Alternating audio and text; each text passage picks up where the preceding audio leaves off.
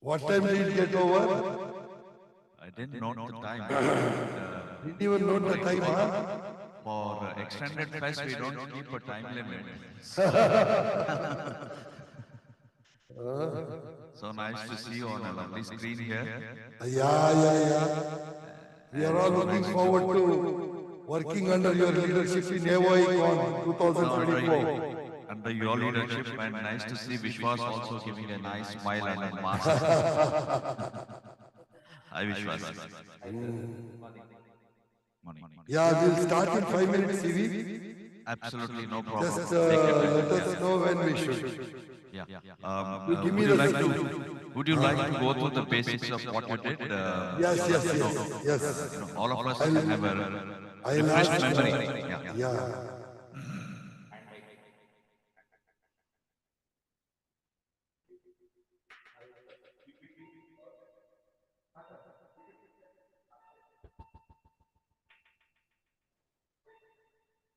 We will have a PPT presentation of the case. Okay. But as you're operating, I think you will be telling us what's happening, right? Yeah, I'm just packed up.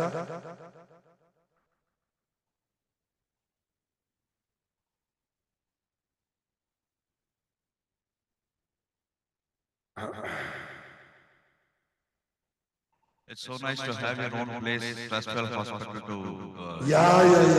surgery. So comfortable as part of your day-to-day routine. And things at your hand, easily available and all familiar places. Yes. I think the future is all these web surgeries, Srini, actually. Yeah. That will be the future. So, Akshay Krishnappa will now present the case. I think we'll start presenting the case because it is 8:35. I can see doctors coming in one by one slowly there. So I think one by one they're all settling down. Dr. Ramakrishna Gowda had come first up quite some time back. So Dr. Ravi Kishore is here. Yeah, hi Ravi Kishore.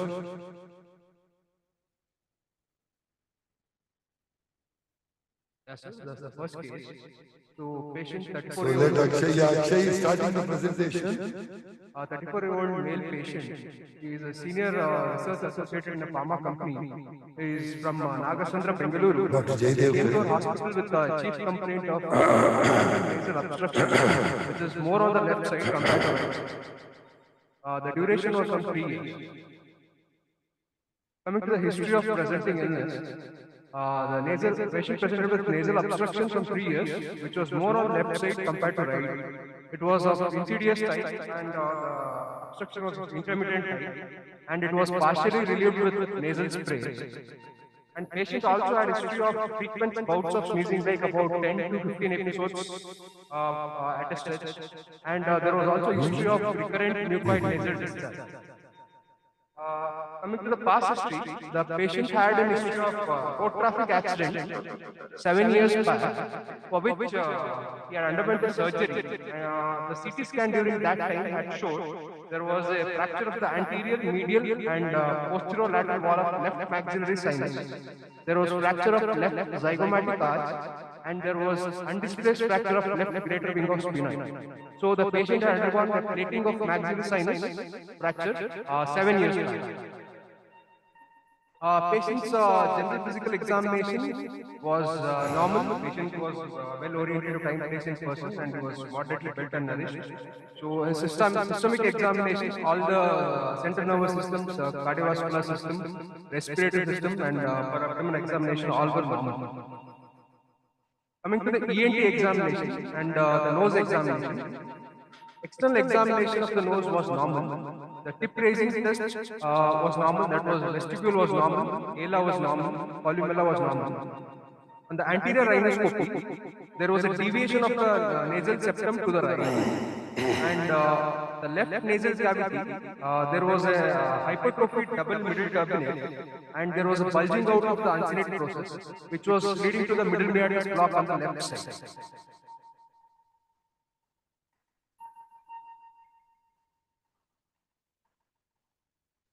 The right side nasal cavity was normal. And also there were bilaterally hypertrophied inferior turbinate with pale mucosa.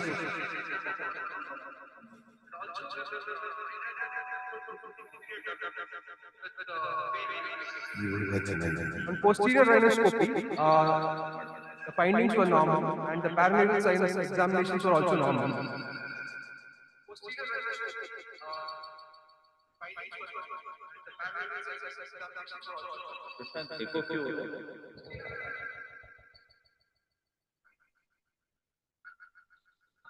Must be Hall.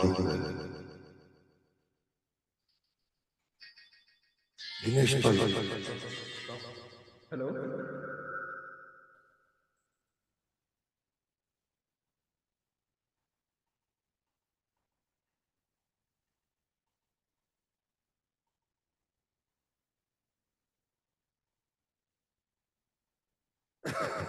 And the functional test showed the smell was normal on both the nasal cavities. The cold spatula test showed there was decreased misting on the right nasal cavity. And on cotton wool test, there was decreased movement of cotton fibers on the right. The rest of the ear and throat examinations and neck examinations were clinically normal. It creates a situation called a double So a diagnostic nasal endoscopy was performed. There was a deviated nasal septum to the right with the hypertrophied inferior turbinate, and as well as there was a hypertrophied inferior on the left side. Straight grasper.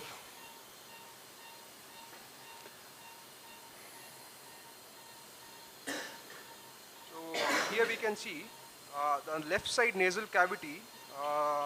There appears to be a double-sided middle turbinate with a bulged out kind of uncinate process. And the last picture is of nasopharynx, which shows nasopharynx is normal. So the provisional diagnosis would be deviated nasal septum to right with bilateral hypertrophied inferior turbinate with left osteomeatal complex block.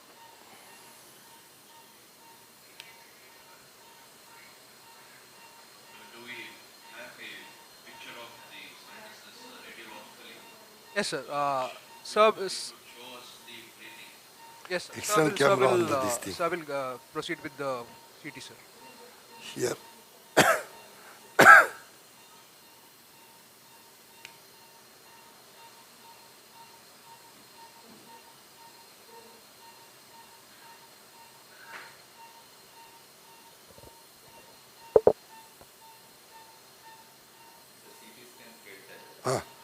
CT scanner will focus parts.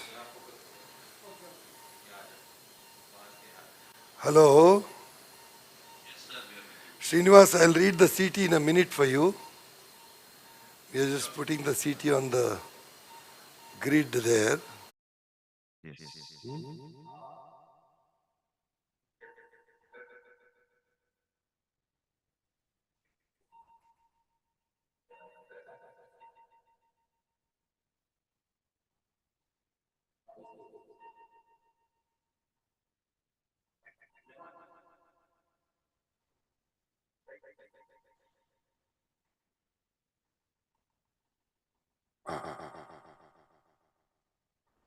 Yeah.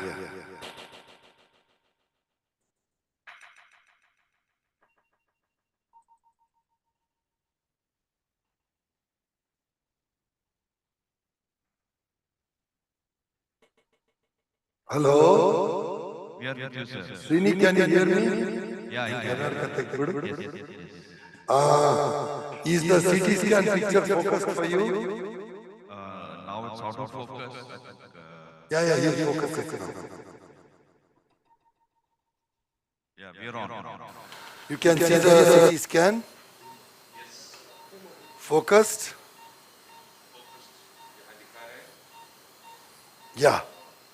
See, this patient, as Akshay explained to you, he had undergone a surgery for a maxillary trauma about 7 or 9 years back, and that put the plate and screws in the inferior wall or the floor. That told the patient that after 1 year, he should get the plate and screws removed. He didn't get it removed for various reasons, and the plate and screws have remained there for the last 7-8 years. Because of which he started developing left nasal discharge, foul smelling discharge. With antibiotic he would do well. When he stopped the antibiotic, he would again have a problem. And he also started developing symptoms of allergic rhinitis, bilateral nasal obstruction. He came to me with these two complaints: postnasal drip, nasal discharge, and bilateral nasal obstruction. So on endoscopy, I found left maxillary sinusitis, deviated septum to the right, and some kind of a congested area, polypoid area, especially in the left middle meatus. When we did the CT scan, these are the findings. Am I audible, Srini? Absolutely, very clear. Yeah. See, these two sinuses are very clear, the frontals. You can again see the frontals here. You can see the frontals. The nasal bone is a little deviated, high deviation to the right. Otherwise, frontals, nothing much to comment, except that the left frontal is bigger than the right frontal. As I go behind, the beak disappears. Nice ocellated appearance. Yes. As I go behind, I can see the, the frontal beak. And then you get into the frontal recess. You can see a few cells here. But by and large, what I find is that the anterior ethmoidal cells are slightly involved. The right is almost normal away. The left, you can see a bit of a collection here. As I go behind, I can see the Kennedy's nipple here, the anterior ethmoid artery running on a mesentery, but that's not my concern because I don't have much disease there. What I can clearly see, there is this pneumatization of the middle turbinate, number one.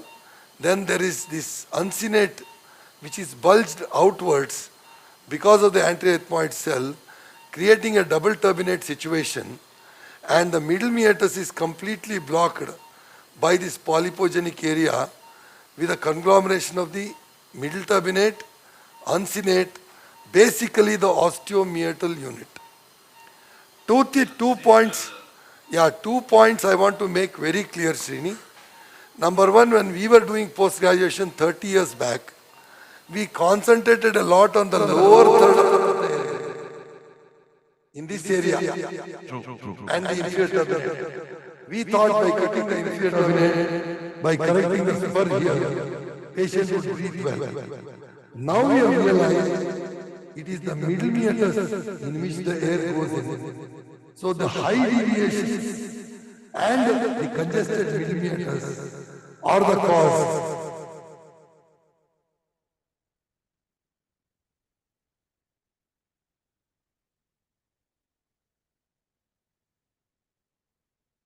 Inferior turbinate. Yeah. You can hear me. Yeah. Audio was off, now it's on. Yeah. So basically we need to concentrate on the middle meatus and clearing the disease from the middle meatus. The second significant thing in this case, Srini, you compare the maxillary sinus on the right side to maxillary sinus on the left side. Anteriorly it is very, very small. Compare the maxillary sinus on the right side to the left side. Compare these two. Only when we go posteriorly, you find that both the maxillary sinuses are roughly of the same size. Even then, this is a shrunken maxillary sinus. Even the orbital floor at places is slightly lower. What we call as a silent sinus syndrome. You can also see two screws and the plate put by the facial-maxillary surgeon. Not much disease in the posterior ethmoids, not much disease in the sphenoids. In the sphenoid you can find a Onodi cell, probably on the right side. But there is no disease worth mentioning in the sphenoid. So all in all, in this case, Srini, I am planning to basically show the audience how to open a difficult maxillary sinus, and I will end it up with a septoplasty and coblation of the inferior turbinates. That's all is what it is. Basically, yes. Uncinate on the left, is it attached to the lamina? Probably. It is curving around this cell. Yes, yes, yes. See, when we try to enter here, there is a very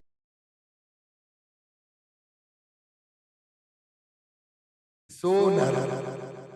So this is a tricky maxillary sinus with a deviated septum. Basically, as is the philosophy of Trustwell Knowledge Academy, we would like to demonstrate 90% of the cases which are done by 90% of the average surgeons, 90% of the times in their practice. We won't like to focus on exotic things which makes the demonstrator look excellent or good. Teaching courses are all about learning, not about showing off what the demonstrator is capable of. We would like to stick to that philosophy. I will start the case. Sure. TNA is a new terminology. Trustwell, TKA, Trustwell Knowledge Academy. Yeah. So I would like to thank Sun Pharma for all the arrangements they have made. I would like to thank Trustwell Hospital, the staff, management for making this happen. I wanted Dr. Jaydev is busy inducing the next case on the other side. He will come and join us shortly. So we start. I'll go to the endoscopic picture now. Deepak. Yeah? Good morning, Dr. Srinivasan Datta here. Oh, hello, boss. CT scan off. Akshay, CT scan off. Good morning, Deepak. Hi. Right time we came in. Yes, Datta, you are always there at the right time. So, Srini, this is the endoscopic picture. Are you getting the endoscopic picture?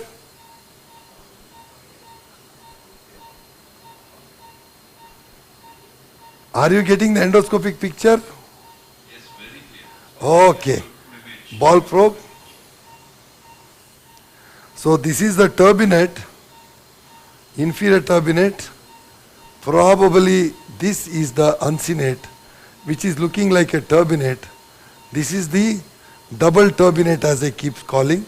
This is the actual middle turbinate, septal tubercle, axilla of the turbinate.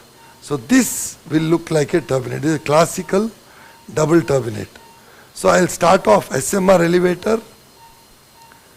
So the first step I would like to do is basically try to lateralize the shoulder of the inferior turbinate if it is possible. Remember, this is a traumatic case. There will be neo-osteogenesis. Plating has happened long back. So I'm just about trying to out-fracture the inferior turbinate here to get some space or gain some space. Sponge.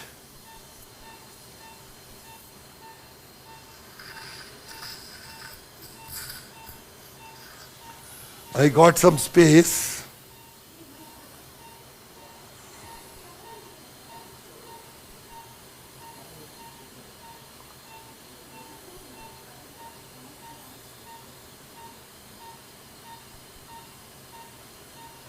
One more sponge. So I use these Miro cells. I have used 5 ampules of adrenaline. Ball probe. Let me try to look at the uncinate now. See, this looks like the free border of the uncinate, Srini. You know, might as well see. So I should not be looking for uncinate here. That's the frontal process of the maxilla. I better stay close to the upper border of the middle turbinate. And I would like to open a little posteriorly because that is safer in this case. This is not the usual case. Curved suction, please.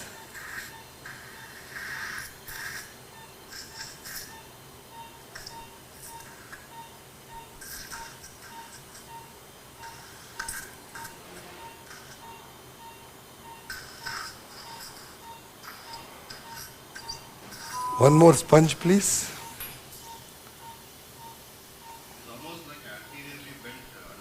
Yes, yes, yes, completely.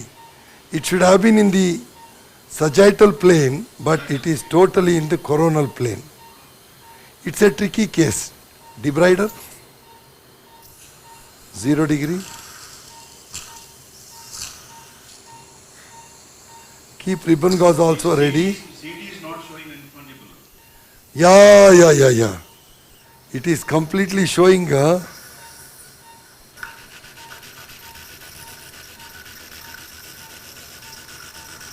Let me take away a bit of the polypoidal mucosa.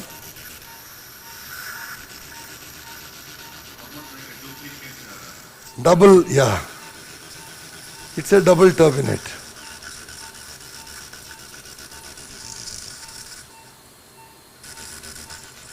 So here I am staying close to the inferior turbinate upper border because till I find the maxillary sinus entry, it is better that I stay here. See, I am going posterior rather than the typical anterior.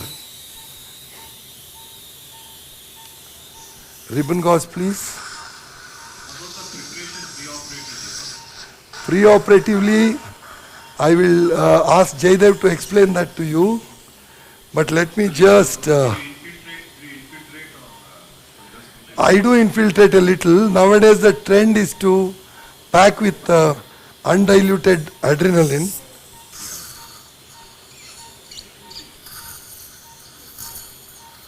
Straight grasper. I think, I need to get a small look into the maxillary sinus.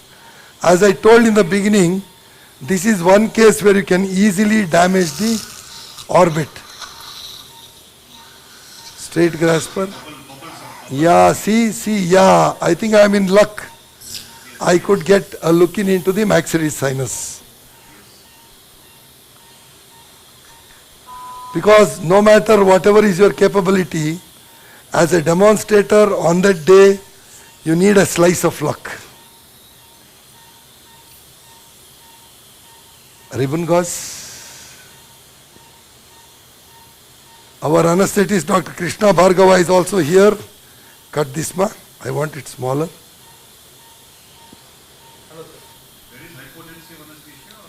Bhargava, take the mic and speak. Hand mic. Tell them about the heart rate, BP, everything you have maintained. Hello, This is sir. Dr. Krishna Bhargava, our anesthetist, very dynamic anesthetist. He will talk to you now. Hello, sir. Hello, sir. Good morning, sir. Good morning. My name is Dr. Krishna Bhargav, sir. Right now, the patient is stable with heart rate of 98, saturation of 99, and pressures around 120/70. Around 90. Heart rate I would 96. prefer 60, but he said, I don't want to pamper you, and he has given me 98.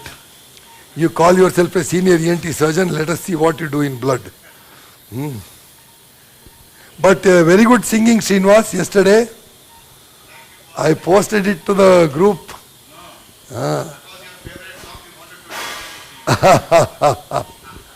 But you sang it far, far better than me. For the audience, Srinivas and me did post-graduation together. He was and he is the best student in our batch. 45-degree forceps. I'll be using the 45-degree forceps now. Bhargava, you can speak, man. Why you are not speaking?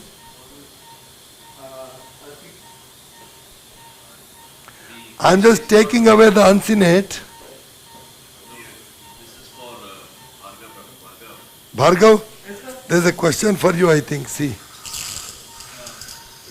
is being used, sevoflurane, dexmedetomidine or something else? 45-degree forceps. Sir, we are using the sevoflurane, sir. With MAC, we are maintaining MAC around 1 with air and oxygen. We are not using any nitrous here. Only oxygen and air we are using. Ribbon gauze. We can use SIVO also, sir. Not a problem. We can use SIVO in low flows. like 1:1 when we used to keep 45 around degree forceps. minimal flow 45 degree oxygen or forceps. around 1.5 to 2 liters of oxygen if we want, we can use with low flows. With low flows, better sevoflurane we can use. With the My ISO, we have to use 45 little degree higher forceps. flows. Krishna, can you make the heart rate 60? Yes, sir. It will be help if you can. Fine. My facial-maxillary surgeon, Dr. Aditya Murthy, is also joined. Another half an hour, he'll be basically showing us how to remove that plate as well. So, ribbon gauze mein Krishna heart rate 60 idre ಒಳ್ಳೆದು. ಯಾರು ಬೇಕು? Whom do you want?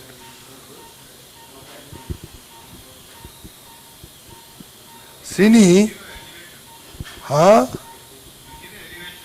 head and elevation they have given, I think.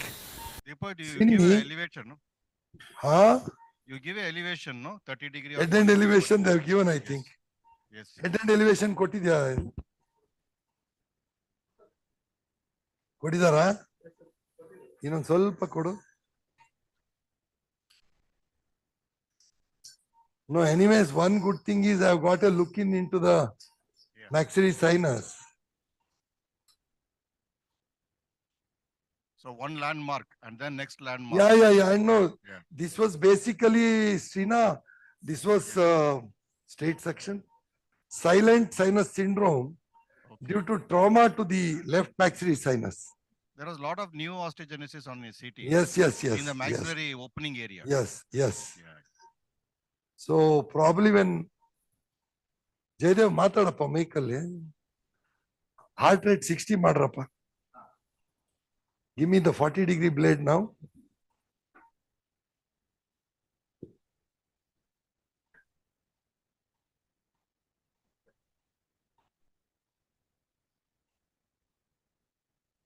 .40-degree blade. So you got infundibulotomy, right? Finish, I think. So. Yes, and even bulla we have opened up partially. Yes. I'm changing over to the 45-degree blade. 45-degree forceps, yeah.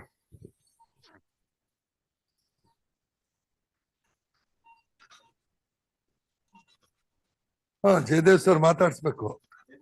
You should speak, no, what drugs are given, what.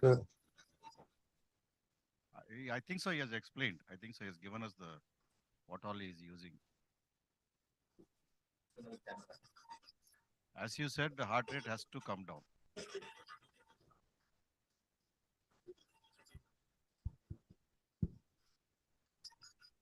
Hello. Suction. Hello. Mic on ಮಾಡ್ಕೊಳ್ಳ. On ಇದೆಯಾ ಅದು?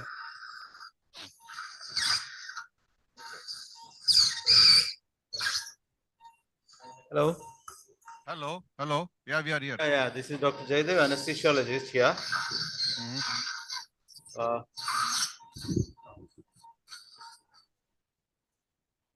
So any questions from the anesthesia part? No, surgeon's request has been fulfilled. 60 heart rate. That's it. No, heart rate is still 98. 98, we are trying to bring it Please down. fulfill the surgeon's requirement. See, one thing I want to make sure here, any ENT surgeon doesn't want to, especially endoscopic surgeon, doesn't want to see the blood filling up his field.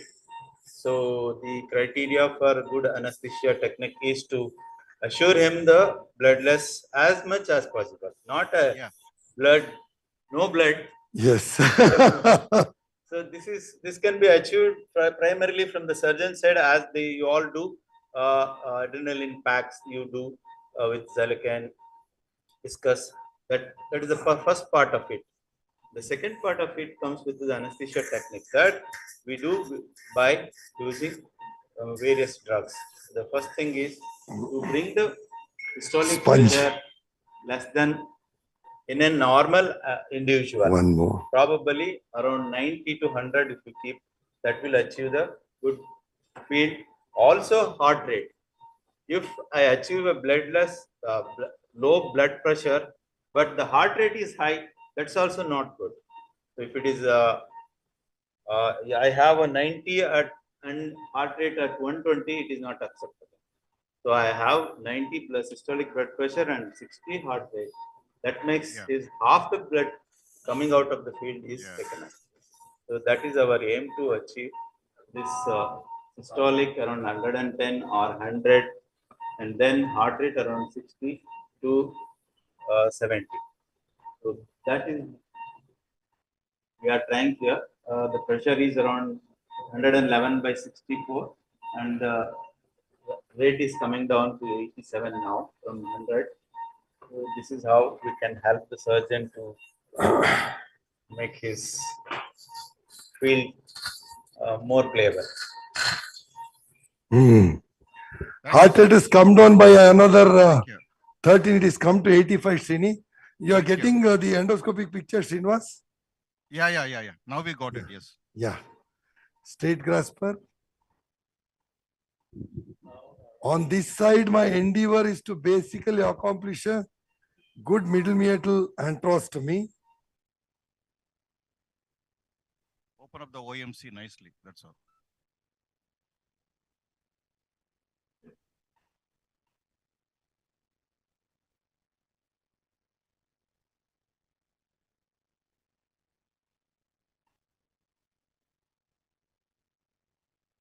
Hold this. Give me the Teda Meda section. Curved section you can give me.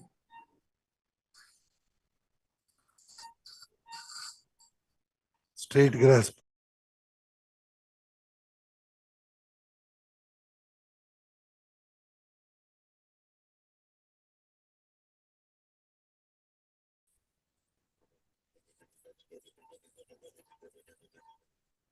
Can you see that bleeder there? Yes. That's the That branch. small by inferior vessel that is turbinate. bleeding. Maybe a branch going to the inferior turbinate. Yes. Inferior turbinate artery. Ribbon gauze, please. But now I am reasonably happy with the antrostomy, boss. Yeah. It's good. Now I am reasonably happy considering that this was a narrow sinus. It should be smaller in size, half this size. Cut it into half.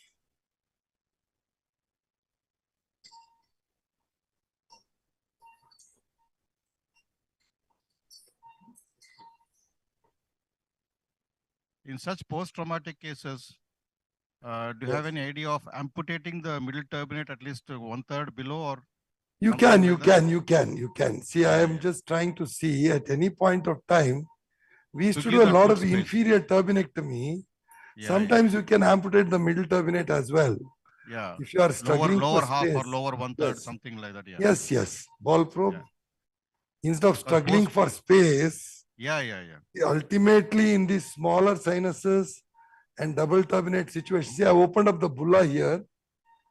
Yeah. Okay. So I've just opened up the bulla.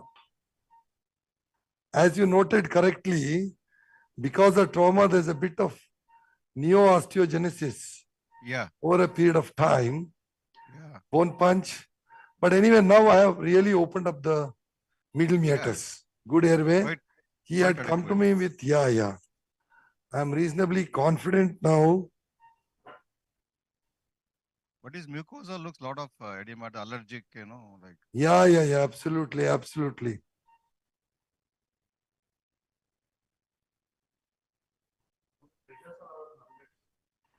Yes. No, more than the pressure, if the heart rate can come down to 60, nothing to beat it. Yeah, here from beyond this, it looks normal, Srinivas. Yes. So what I'll do is I'll just probably, Yeah. No need of breaking the ground lamella, right? In this. yes. Debrider, I'll just do a fine finishing of this as well as my middle meatal antrostomy. The whole idea, of course, this is not for masters like you. Aha. It is for the postgraduates to, these can be tricky maxillary sinuses. We may get in to say, oh, I'll just do a middle meatal antrostomy and come out. Yeah. In fact, in ENT, that is a paradox. The maximum, what you call morbidity, has happened always in adenoidectomy and tonsillectomy. Similarly, maximum complications in FES occur when you try to open up the maxillary sinus. Okay. Straight grasper, not the sphenoid, not the frontal. What kind of What degree complications you forceps? mean by that? See, first thing is orbit. Okay. At least I have seen 4 patients Okay. losing their vision Uh-huh. because of the damage to the medial rectus. But 2 patients, I think, had double vision because of damage to the medial rectus. You mean to say while doing antrostomy? Yes, Okay. just a middle meatal antrostomy. Okay. They went high High. with the debrider, Okay. and basically what they thought was the uncinate was the lamina. Okay. Bipolar, please. You have a coablator, you can coablate it also. Yeah, coablator is a fantastic No, that instrument. artery, no? That artery you can just coablate if you can. Okay. Yes. Don't reach. Yeah.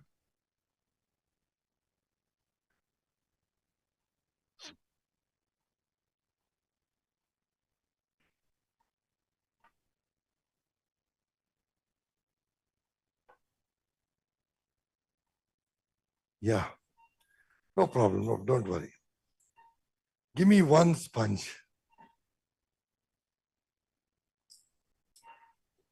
Coablator you have, huh? Give me that. Let me see if it works. Give me the small ribbon gauze first. There is a good spurter there. Yes, yes, yes. Might as well address it. Yes. See that one. Same thing if it happens in the roof, it is Andreth model. Yes. The spurt. Yes. But it will be this upwards, that is downwards. Spurt. Yes.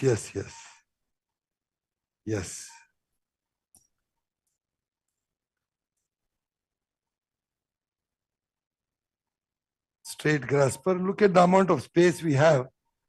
We are looking at the lamina as well.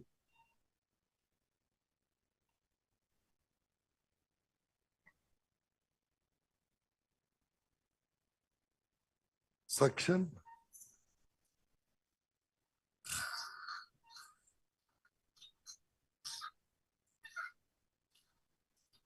Yes. Sponge.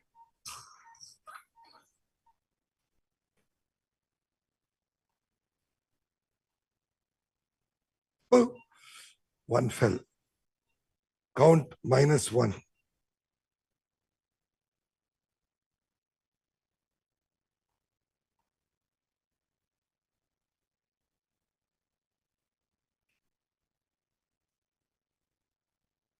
You're planning to coablation channelizing the mean inferior turbinate, is it? Yes.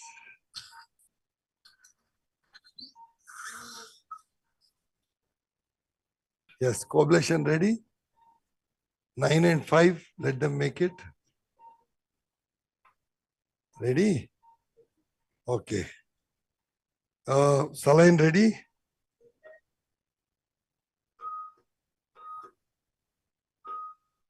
Where's the saline coming? It will come. Okay. Straight grasper.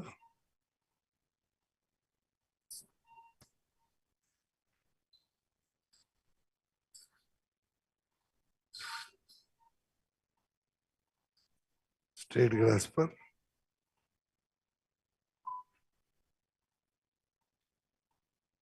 Suction, please. Yeah. Coablator.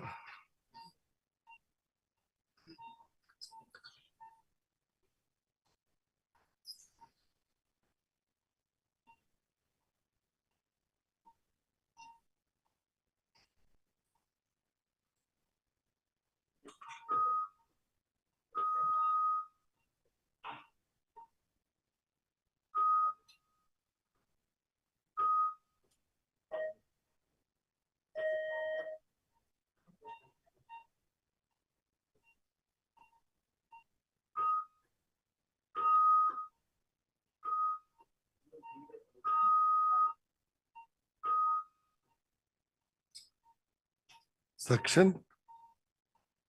I doubt whether it has worked. Yeah.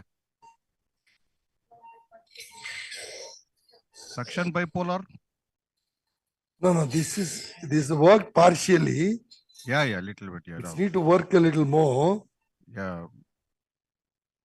Now bipolar can be applied, I think so. Hmm.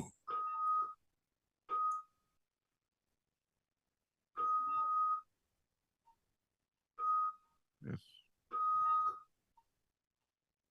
I think that's it. Yes. Your suggestion was correct. The co-ablator worked better here. It's easy to introduce it there compared to the bipolar, no? At setting of 595, it works very well. Yes.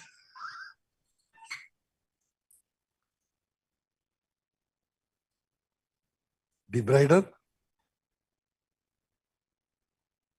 40-degree blade.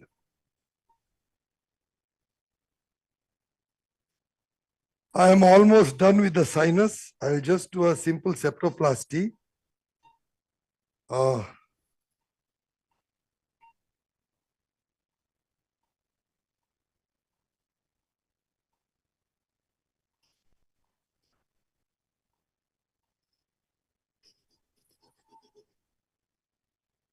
It's a good wide antrostomy, nicely done. Straight grasper, yeah.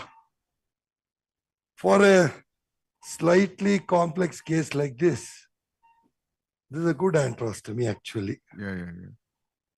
Suction.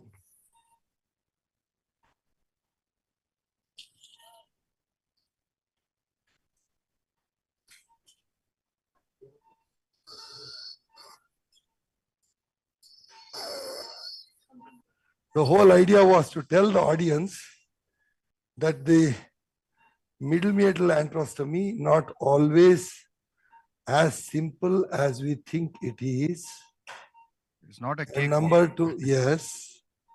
And number two, also maximum complications have occurred with this procedure compared to any other advanced sinus surgery.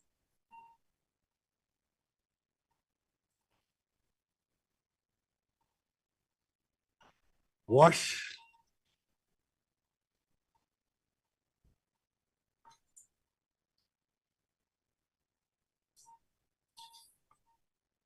Yeah. Deepak, can I give a suggestion? Yeah. No, that was an arterial bleed, no? Straight grasper, So yeah. we have stopped it, but still Yes. then at the end of it, if you put a slice of Surgicel over it, it would be fine. No, in fact, on the contrary, I'll put a pack. Okay. I am one who believes in pack. Okay. No. We'll take it out after 48 hours. Yeah, thin slice of Bone Surgicel punch. Yeah. covering that. Yeah. Post-op, it will be. Yeah.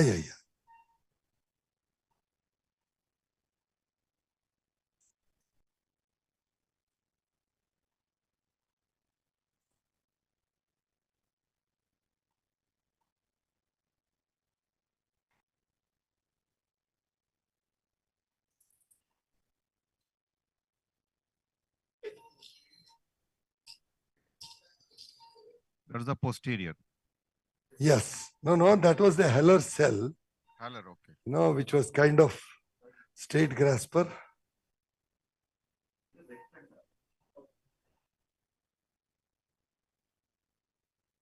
Bone punch. With this, I have reasonably ensured that this will not probably stenos, Yeah. Debrider. This is now a real wide antrostomy. It's almost horizontal mega antrostomy. Yes.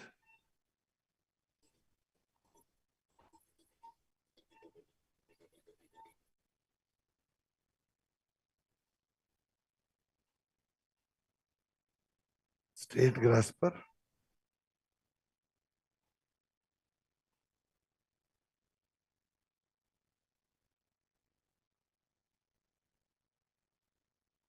Bone punch.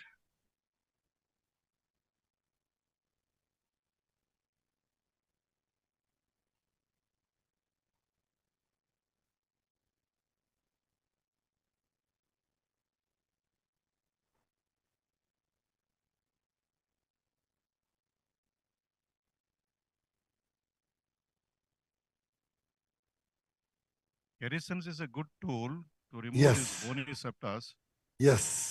People don't appreciate it. Actually, Kerisons is the best thing to remove all And these it's a very safe tool. very safely. Yes. Very safe tool, especially when you're working near the orbit. Yeah. No? You Debrider? can go behind each septa and then with vision you can remove. Yes.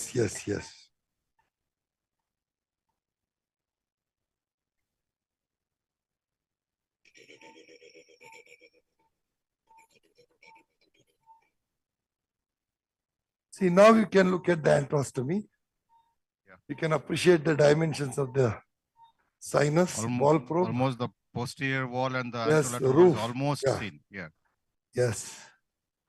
And the roof also can be Yeah. clearly appreciated.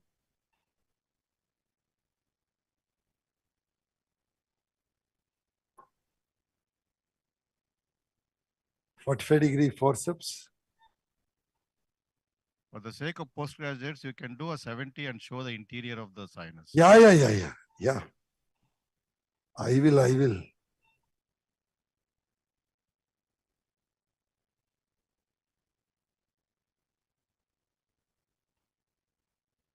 Yes. Suction. Bhargava ಇನ್ನೊಂದು half an hour. Bhargava help ಮಾಡ್ತೀಯಾ? Call 701. ಅಲ್ಲಿ ಹೋಗ್ಬಿಟ್ಟು 5ರಿಂದನೇ ಮಾಡ್ಬೋದು ನೀನು. ನವೀನ್ 701ಗೆ ಮಾಡ್ಬಿಟ್ಟು 701ಗೆ ಮಾಡಿ OPD second floor shift ಮಾಡಕ್ಕೆ ಹೇಳು. ಇನ್ನು half an hour ನಾನು ಬರ್ತೀನಿ ಅಂತ. ನೀನು ರೆಡಿ ಮಾಡ್ಕೋ. ಇಲ್ಲ ಮ್ಯೂಟಲ್ಲಿ ಇಲ್ಲ. 45-degree forceps. Sponge.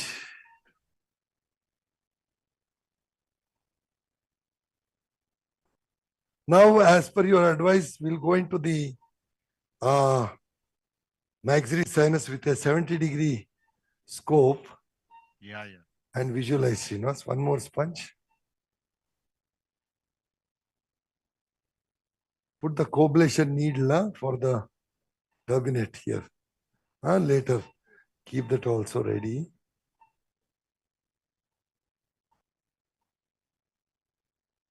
Yeah. Now, 70-degree scope.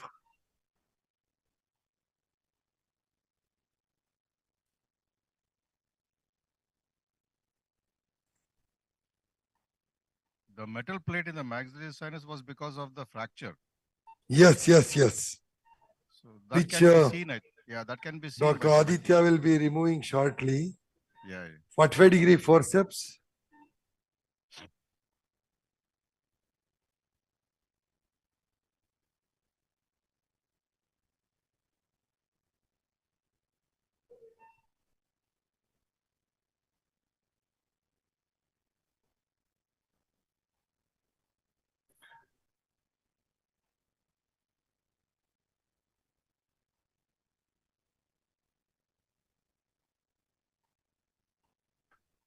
You can see the sinus, Srinivas. Hello? Srinivas? Hello? That side audio is not there.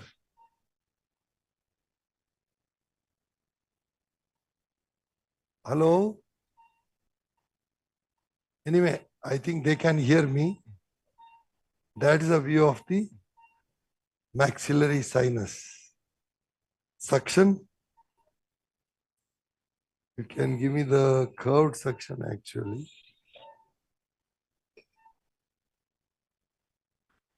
Okay.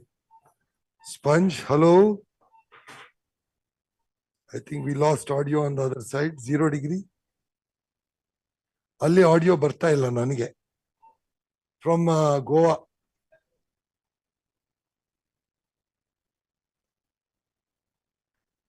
Hello. Oh, ಪರವಾಗಿಲ್ಲ. Sponge.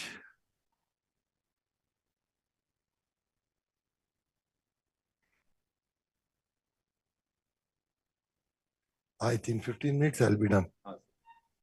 ಅಲ್ಲಿ ರೆಡಿ ಮಾಡ್ಕೋತಾ ಇದ್ದಾನ? ಸರಿ, ಇದು ಚೆನ್ನಾಗ್ ಬಂತು. ಆಂಡ್ರೋಸ್ಟಮಿ ಕೇಮ್ ಔಟ್ ವೆಲ್. ಯಾ, ಆದಿ ವಾಶ್ ಮಾಡ್ಕೊಳಕ್ ಹೇಳು. ಅಂಡ್ ಎಕ್ಸ್ಟರ್ನಲ್ ಕ್ಯಾಮ್ರಾನೆಲ್ಲ ಅವನು ಪ್ಲೇಟ್ ತೆಗೆದು ತೋರ್ಸೋಣ. ಹಲೋ, ಅಲ್ಲೇನೋ ಆಗಿದೆ, ನೋ ಸಿಗ್ನಲ್. 15:09 ಏನೋ ಬಂತು ಅನ್ಸುತ್ತೆ. Hello Hello. Hello Hello. Hello, can you hear me? We can hear you, but can you hear us? Yes, very much. You could see Okay, that good, picture good. that time, huh? You could see the maxillary sinus. Yeah, there was a bare infraorbital nerve, if you could observe Yes, that. yes. Without yes, canal, without canal. Yes. Correct. If I'm not wrong. Correct. Okay, the sinus is all okay. Yes. Sponge, one more sponge. Na? Now Dr. Aditya Murthy will be washing up to show us the removing of the plate. Okay. 15 knife. In the meanwhile, I will do a routine septoplasty.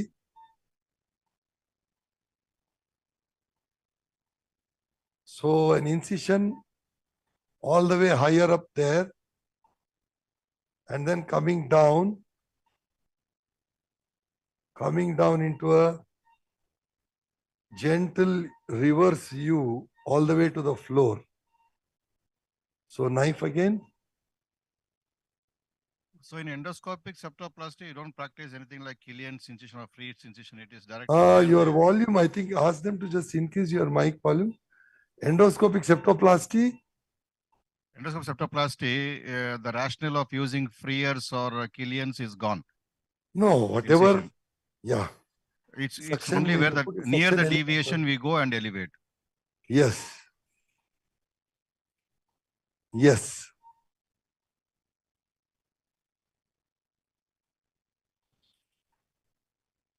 No, suction elevator I want. I don't want your suction. Somehow the oozing is more. Yeah. Pressures are all okay. Yes.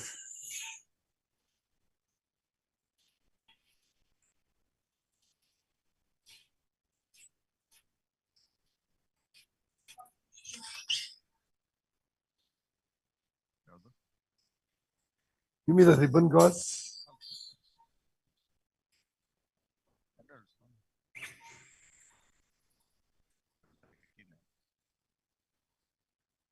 Monograph.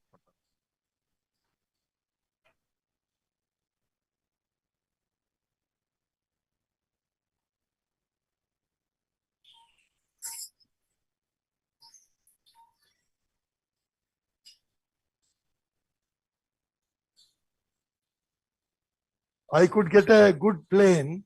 Yes, very nice. Despite the bleed, you can Yes. see I have gone almost up to the rostrum of the sphenoid. Yeah. That is the keel. Yeah. And that is your Or- small spur. Yes.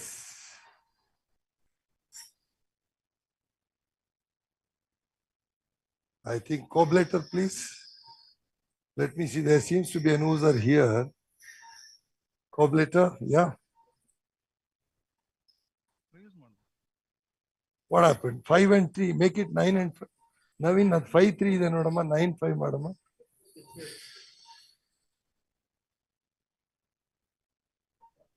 Maybe there's only one bleeder here. Yeah. If I can tackle that. Suction, please. Oh my.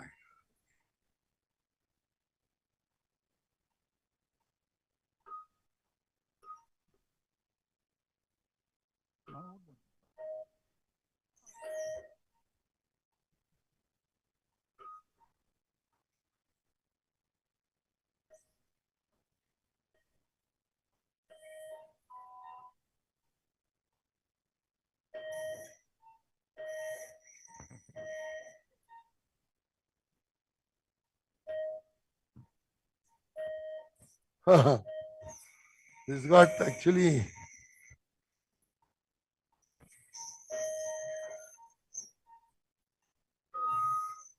nine and five ಆಗ್ತಾ ಇಲ್ವಾ? Connection ಸರಿ ಕೊಟ್ಟಿಲ್ವಾ? Connection ಸರಿಯಾಗಿ ಕೊಟ್ಟಿದ್ದೇನೆ. I think so. It's a bony bleeder. That's all. Yeah. No, but even then, get the monopolar connected.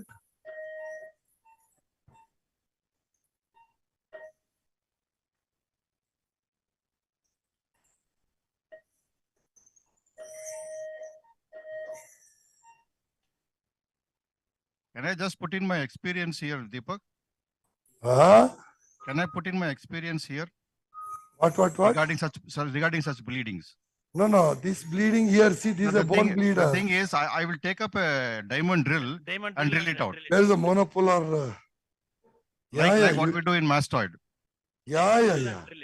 Diamond drill and drill it off so that it stops. This bony bleeds. Monopolar foot switch. Where is the foot switch? But all right. Here is a monopolar foot switch. Give me the ribbon gauze. Diamond bar is very good actually. Yeah. This bony bleeds, Yeah. Bony canal, the bone makes a paste and blocks it off.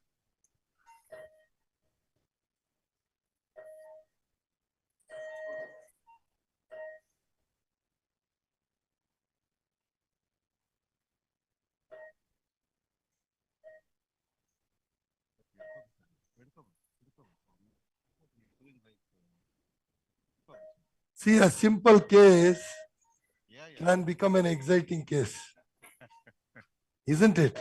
Frustrating case. Sometimes you think it's very simple.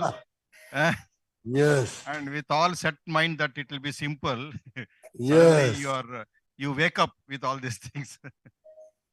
Yeah. See the spurter? Yes. Give me the ribbon gauze, man.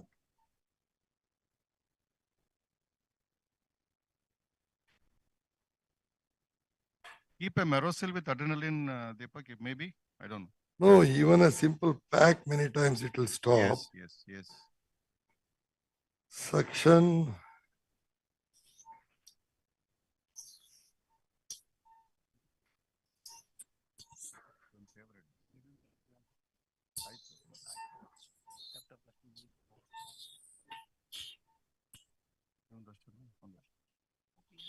Okay.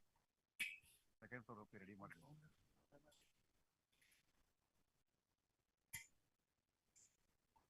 Sometimes just a good pressure pack. Yes. Or And just patience. yes. And patience. Yes, of course. Now I realize only one bleeder, basically one bleeder. Yes. I need to just Have patience and keep it there. get hold of that. Yes. I think I will. 9-5 ಆಯ್ತಲ್ಲ?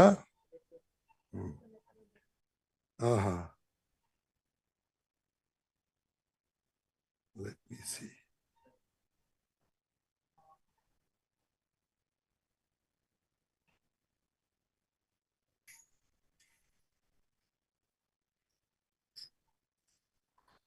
Saline you give me, ma?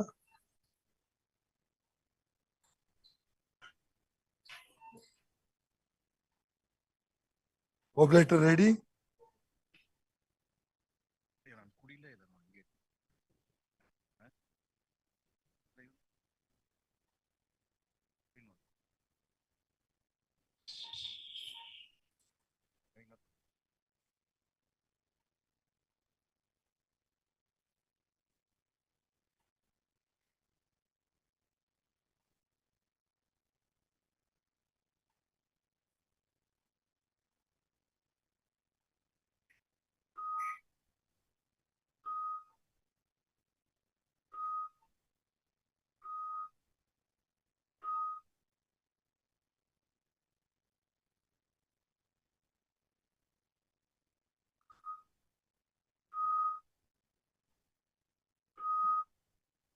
Where's the saline coming in? Saline is coming, huh?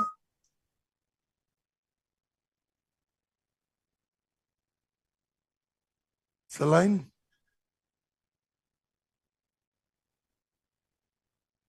I think, Srinivas, Yeah.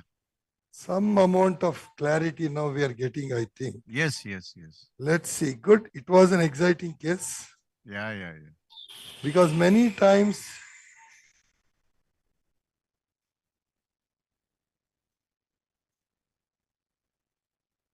That's the spot.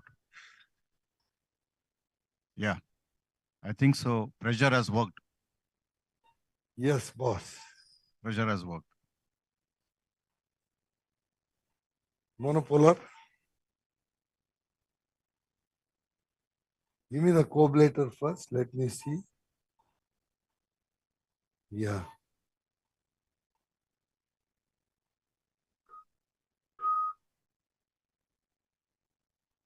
See, Srinivas? Yes.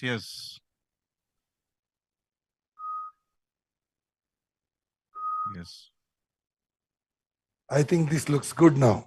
Yes. Yeah. I think it was a little flustering initially, but then coablator.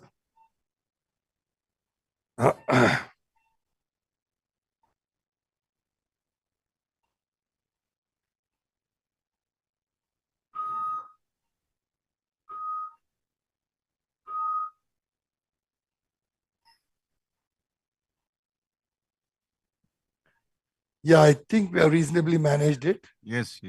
Dressing forceps, saline, please.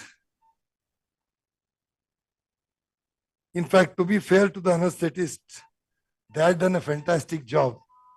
It is just that we had to control the oozers or those two arterial bleeds, one near that middle meatal antrostomy and one here. Now I think I've got a fairly good visualization. Yes. Dressing forceps. Naveen, ready na? Wash ಮಾಡ್ಕೋ Naveen wash ಮಾಡ್ಕೋ ಇದನ್ನ ಕಳ್ಸ್ಕೊಡ್ತೀನಿ ಆಮೇಲೆ ಇನ್ನೊಂದು 10-15 ನಿಮಿಷಕ್ಕೆ sponge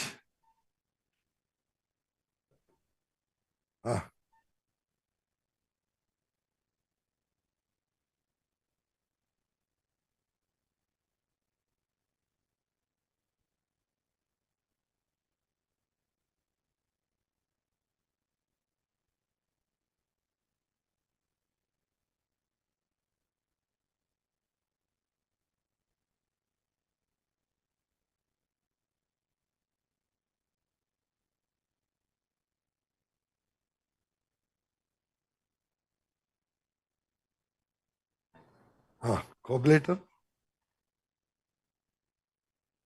Suction, give me the regular thin, narrow suction. Or it is okay.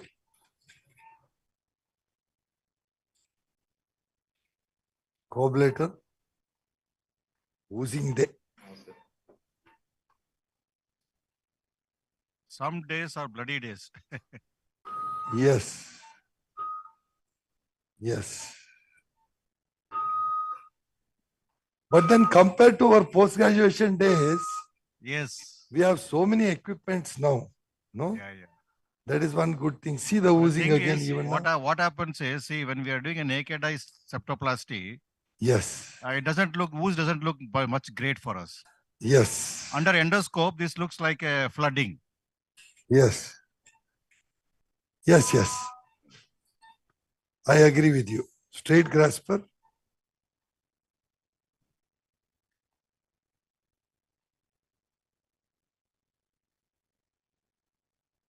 Yes. 15 knife, please.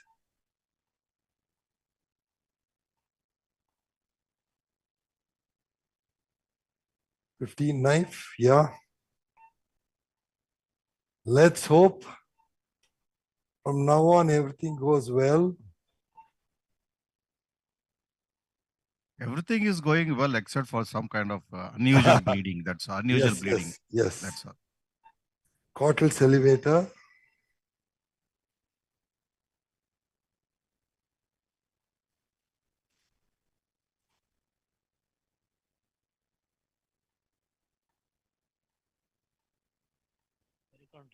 Perichondrium.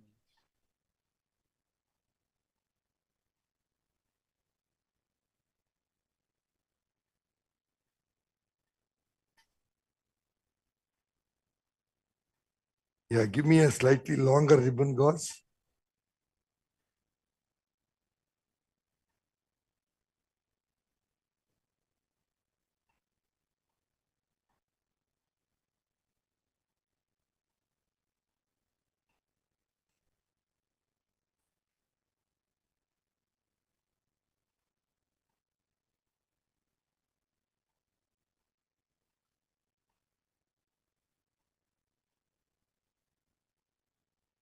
I'll put a ribbon gauze distal to my incision. 15 knife, please. That will keep the flap tented away. Yes. Actually, I use a Mirocell when the oozing is less. Whenever I felt the oozing is little more than my expectation, Okay. suction please.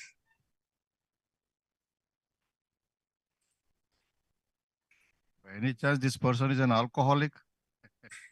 Maybe Cortals elevator in the prothrombin time slightly will be dicey.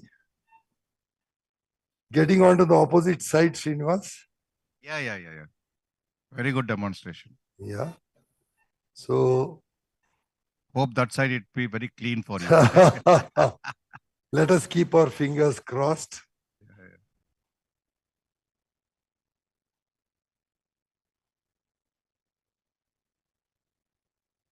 Maybe that post-trauma, some kind of, we don't know, Yes. neocapillarization, something like that, you know, it No, can these happen. are typical bleeder. The Yeah. only thing is these are little robust in these fellows. Yes. Cortals elevator.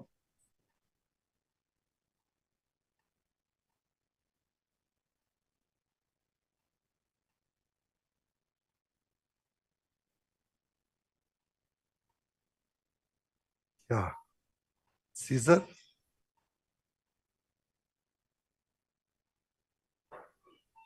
I'll try and get a small window or a bit of the cartilage, of course, leaving enough on the dorsum.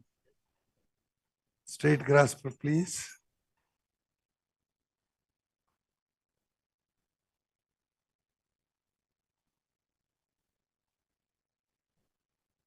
Cortals elevator. And put the suction elevator as well.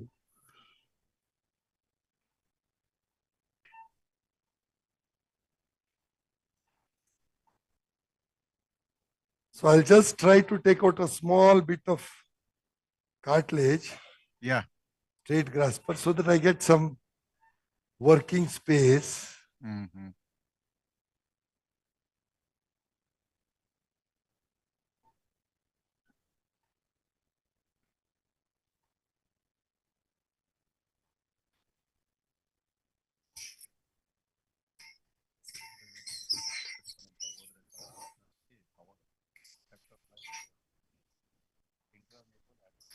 Yeah.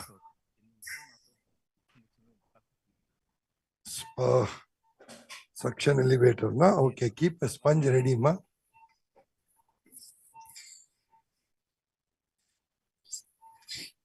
So that is the bone. Yes, that's the bone. Vertical. Sponge. So far, so good. Yes. I'll put one Mirocell on this side, one on the maybe the other side. Before that, straight grasper. Let me try to take out small slivers of this bone because a traumatic nose. Yeah. So I really do not know.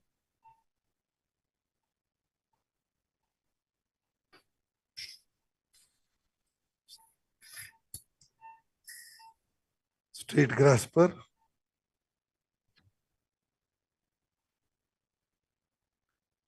I will touch this lower bone the last. Okay. Because that is where we went through all that. Yes, bleeder. Troublesome bleed. So if it's going to wake up, let it wake up last.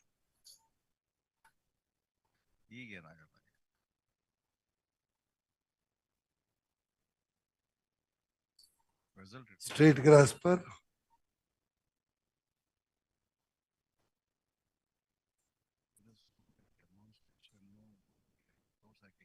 Yeah.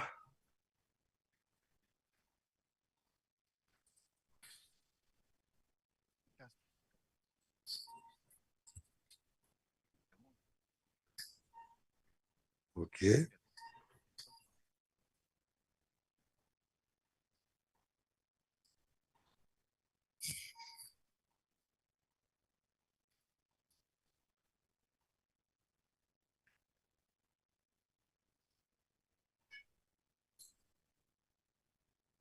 Straight grasper.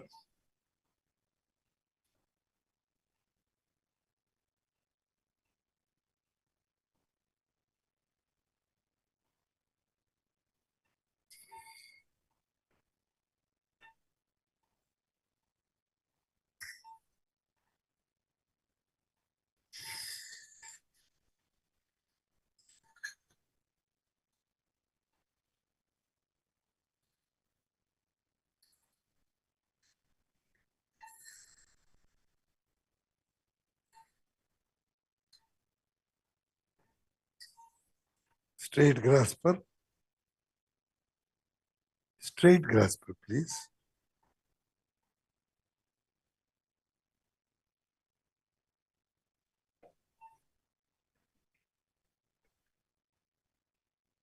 Yes.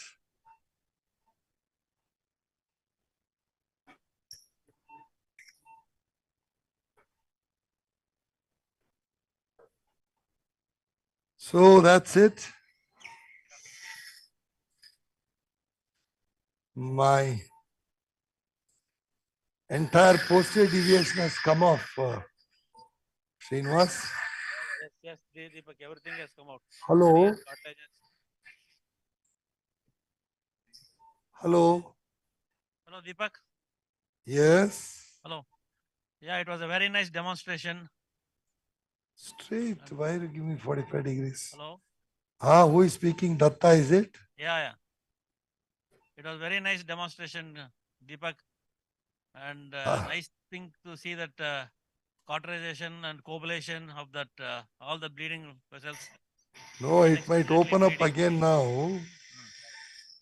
See, it's opened up there. Can you see now? Yeah. It has opened. After removed the spur, See, again it has it's opened. opened up again. So that's why I opened it last.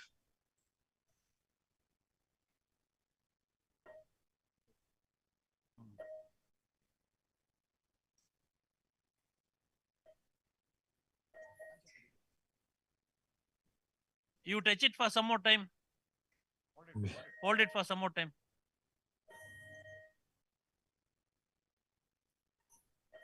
With pressure.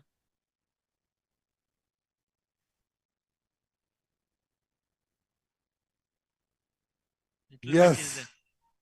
Yes. Still some more is there.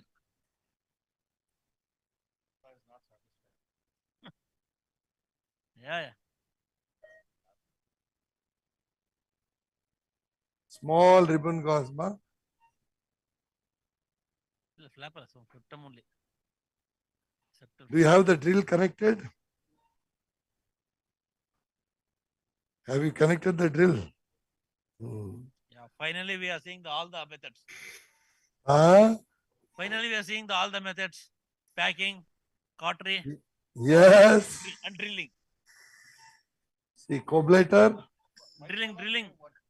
Yes, coablator. Yeah. Drill you connect, man. The drill must be there, no? Medtronic drill.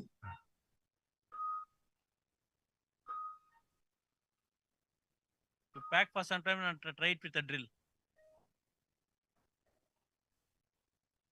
Floral is there first.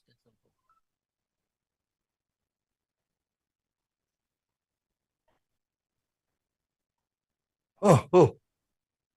Can you give me the ribbon gauze? Small one.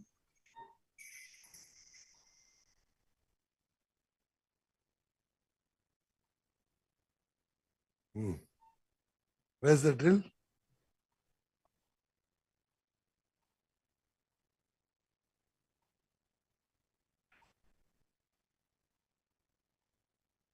Actually, Datta, Yes, Deepak, tell me. this pack itself Ah, should do the trick, but we will use the drill.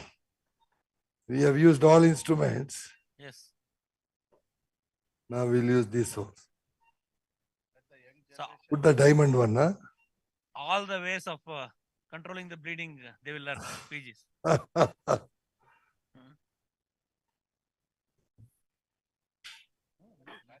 Pan-India. Yes.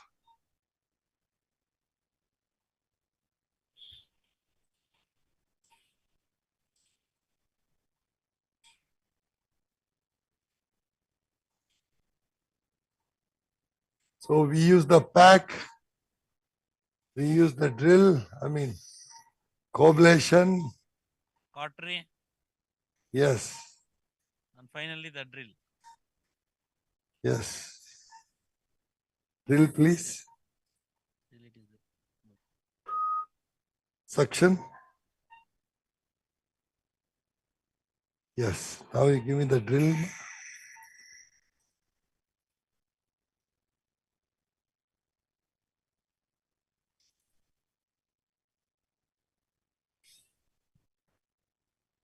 Suction. One more hand suction.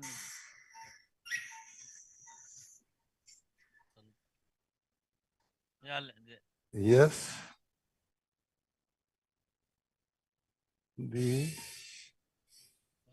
can put the suction there, man. Then drilling becomes easy for me. Otherwise,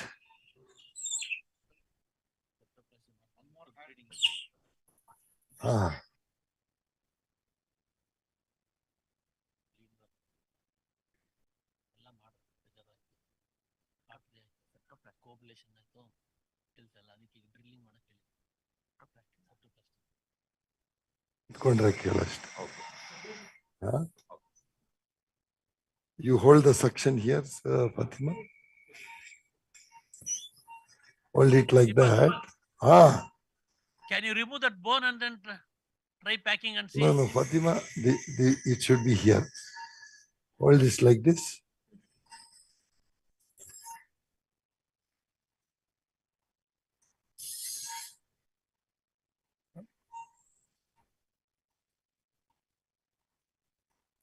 Still backwards, little bit backwards.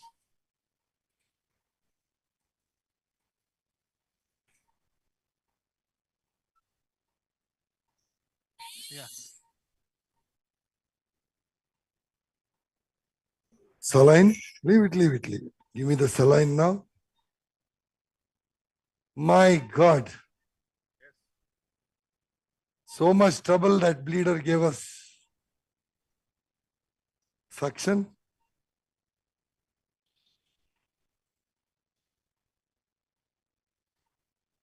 Can you see Datta now? Yeah, we can see. Huh? And finally it has stopped. Yes. Judicial use of tools. Monopolar. Slowly you search. Where's the foot switch of monopolar? Exciting case, isn't it? Very exciting, Deepak. I had not used the monopolar. I'm using that also now. Okay. All instruments used. All the modalities of controlling the bleeding you have used. Dressing for Ali shift product kelana ಈಗ. One ನಿಮಿಷ. Adin karsa. With the external camera, he will remove the plate. ನೀನ್ ಇದ್ ಮಾಡ್ಕೋ. ಇದನ್ನ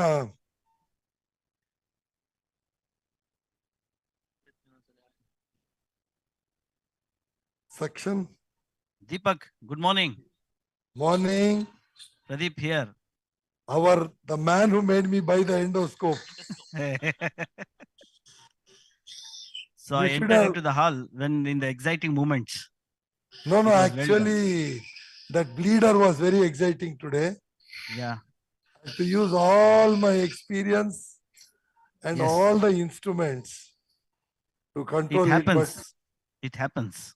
yes, Especially the nutrient vessel from the bony spur. If yes, it opens up, yes, that can create problem. yes, But of late we have seen posterior yes, bleeds like that with coablation, coablation wand, yes. since it has got suction, irrigation, and We use coagulation. coagulation also in That- this, Yeah, Caesar. yeah. I came to know that you Yeah. you use that also. Yeah. Whatever was available, Yes. I mean, in the ENT armamentarium, Correct. we used, of course, if I was in MENTS, I would have more instruments. No, no. But, You because I'm in Trust 12, yes. my instrumentation is a little less only. But then what to do? I am not Shreyas Pradeep, no? So, not everybody is born lucky. Yeah. The problem is I only mean, when you are doing under Adi is local coming. anesthesia. Deepak, What? when septoplasty is being done by local anesthesia, and if Yeah. such a bleeder happens, then the Yeah. problem starts. Yes, yes, yes. Under general anesthesia, you're quite comfortable. Yes. Luckily, my name does not start with A, so I don't do under local anesthesia. Yes. Huh?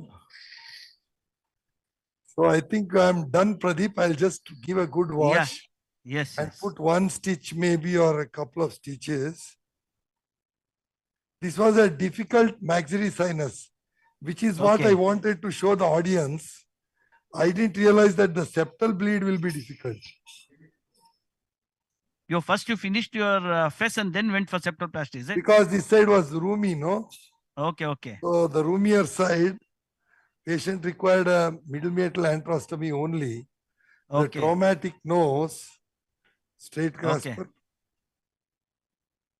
Yeah, take a 30 Vicryl. We'll put one stitch or two stitch. Take this. See, first you get all the counts ready, man. One more what? Yes. Okay. Keep the final pack ready. We will now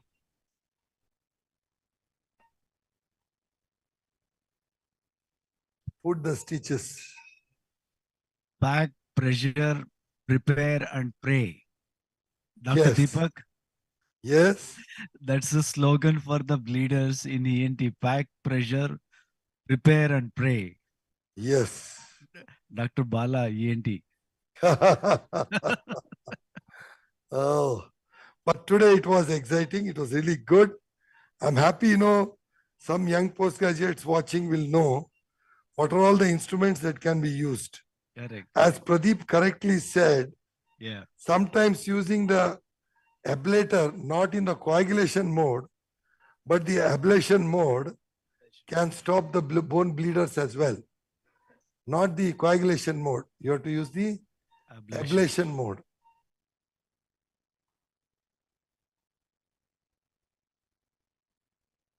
I'm just placing my sutures. We had just two bleeders, one in the middle meatal antrostomy, but this bleeder from the maxillary crust, which comes from the division of the palatine artery, that was exciting today. And now anyway, since 1990, I've been operating, and since 1994, I've been operating endoscopically, thanks to Pradeep again. So if I don't do it, then who will do it?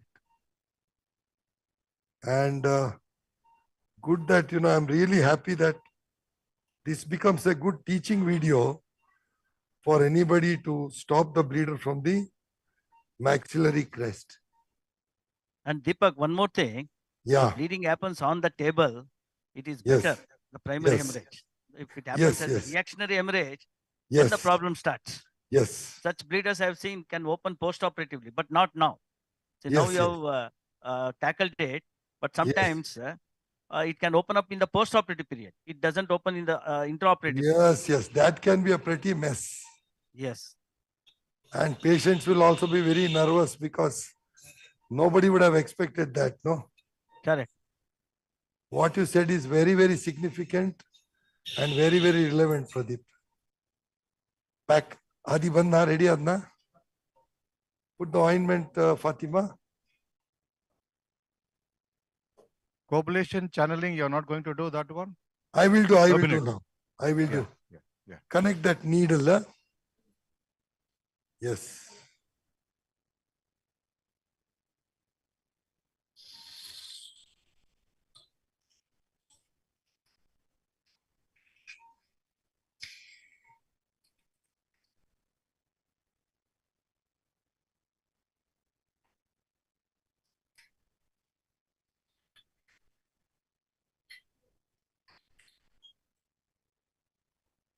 Connect the needle. The turbinate submucosa looks very boggy. Finished. Maxillary crest bleeder. Yeah. Turbinates are very boggy. Dr. Aditya is joining me shortly. Another 2 minutes. Coblation, huh? 5 and 3 is enough. Yeah. I think ablate and yes. Srinivas, I'm putting in the needle Yes, boss. to do the channeling. So you coagulate as you withdraw back. Yes, Right? yes. Yeah. Yes.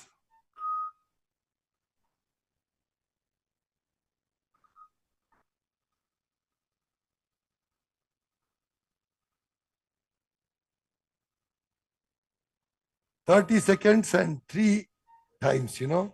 Yeah. 3 steps.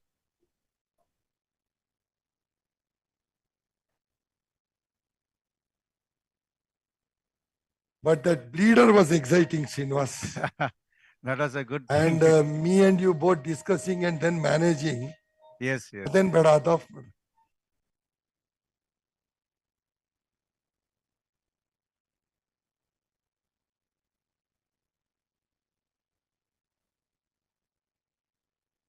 "30 seconds at 3 points. So it's got 3 markers. Yes, one marker you can see now. Yes. This come out. This is second marker now. Yes. Coagulator channel. Pradeep, Yeah, Deepak. when we are doing PG, Yeah. I remember our Srinivas, so hardworking and so well informed with everything. When he did any discussion in the seminars, Yeah. half of this would go above our head. He was so good. Even now. He continues to be good, of course. He is one man who has to be in a teaching institution. In fact, yesterday he was sharing his experiences with yes. you. So yesterday night he was sharing. Huh? Yeah. We had some great times. But I thoroughly enjoyed doing this simple case in front of the audience, especially the bleeder in the middle meatal antrostomy and the bleeder on the maxillary crest. Yes. In fact, Deepak, one doctor. For a period of time, I have realized no surgery is simple. Yeah. No surgery is simple. The simplest surgery can give lot of problems. Yes. I've seen with more and more experience, the wisdom also comes to us, and we will never neglect any case. And sometimes patients want to put words into our mouth. Sir, it's a simple surgery, It's only 20 minutes surgery, I immediately stop the patient and I tell them it is not simple. It's a common surgery, commonly done surgery. Every day we do these surgeries, but it is not simple. Yes. Isn't it? Absolutely. Like I remember, if I'm not wrong, I don't know whether your experience, I've seen just removal of wax. I've had patients who had vasovagal. Yes, I've had yes. vasovagal. Yeah, I had vasovagal, just removal of wax. It can happen. Yes. Oblator. Yes. Sometimes when they see our bills also, they get vasovagal. Bill also. I knew. I knew that. This was forget about surgery, removal of wax. We had thumping heart in ours. Our heart became thumping. Yes. Yes. Sensitive patients. Difficult. You can't imagine who will go, what reaction. No, nowadays, fear factor is so much in patients. Yeah. Patients are so anxious in the OPD. No? That's because half of the patients are Googlers. They Google and come. Before only they Google and come. That is the reason. Remember in olden days, in 80s, 90s and all, we used to do a lot of surgeries under local anesthesia. Patient used to be aram, he will be sleeping, and nothing. Nowadays, it's a fuss. The next case is the antroconal polyp for Srinivas. Okay, see, the best thing about antroconal polyp, we feel it is not as recurrent as ethmoidal polyp. Yes. But recurrence rates are pretty high. Okay, okay. Unless done properly. So Dr. Naveen is going to demonstrate that. Okay. He shaped up into a very fine endoscopic surgeon. In fact, his endoscopic septoplasties are a treat to watch. So now he will be doing the, antroconal polyp. The case is already intubated, anesthetized, and Deepak, one small suggestion. When you're exiting this channel, at the end of that, when you're at the mouth of the opening where you did, you just pass a coagulation. Do a nice coagulation. Anteriorly, it shrinks like anything anteriorly. Okay, okay, okay. Entry point, do not coagulation, coagulation. I know. That's a good point I learned today. I'm doing that now. You can see the sound has changed. Because anterior end will be bulged, so that gets shrunken with fibrosis. A lot of fibrosis happens and gets shrunken. Yes. Because that is where we have the nasal valve, where it gets obstructed. Give me the other pack. Adi. So Naveen will be doing the next case where we won't be doing anything for the septum. Though I would love the audience to see Naveen's septoplasty, but Adi, come. External camera. Hold.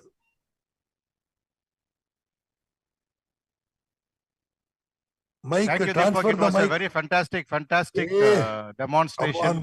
Come on, boss. Fantastic demonstration. No, only 2 points were there, and no problem. That's a learning thing for others also. For others also, it's a learning thing for everybody. Yes. So for the PGs especially, this is an opportunity actually. Any complication or whatever it is, any problem, it is it is a learning experience. It's an opportunity we should consider. Mic transfer.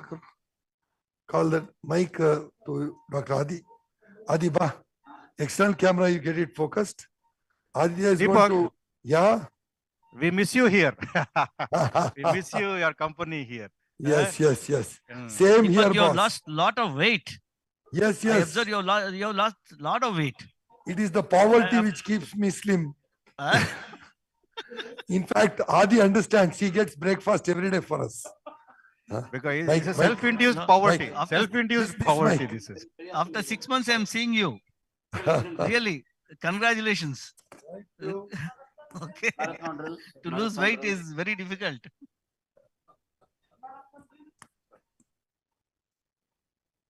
You look handsome also. Okay.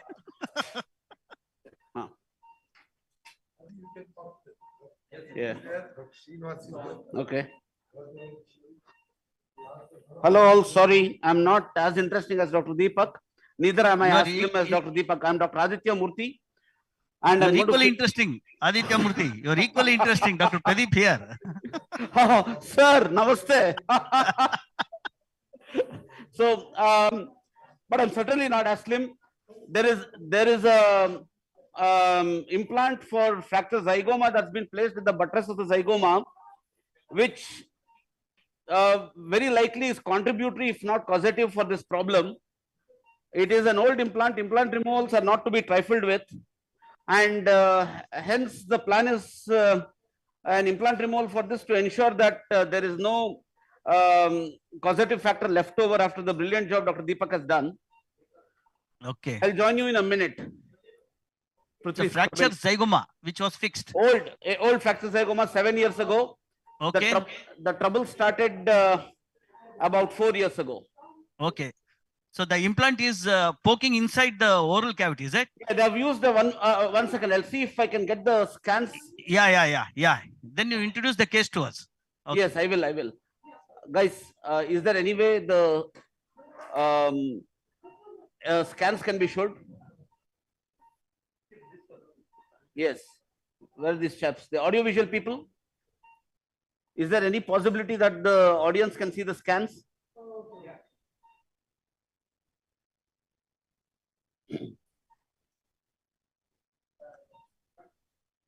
Generally, implant removal is not a requirement. But in this case, yeah.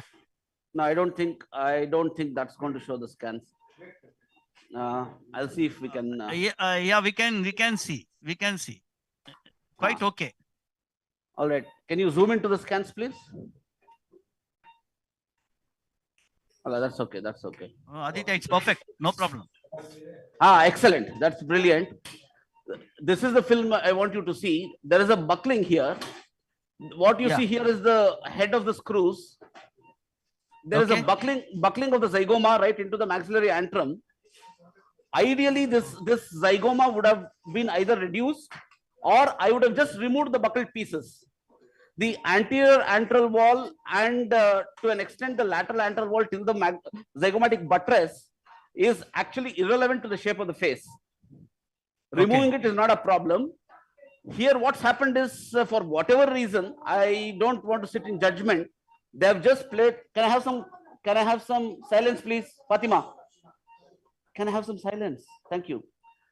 Okay, for whatever reason, they've chosen just to plate it.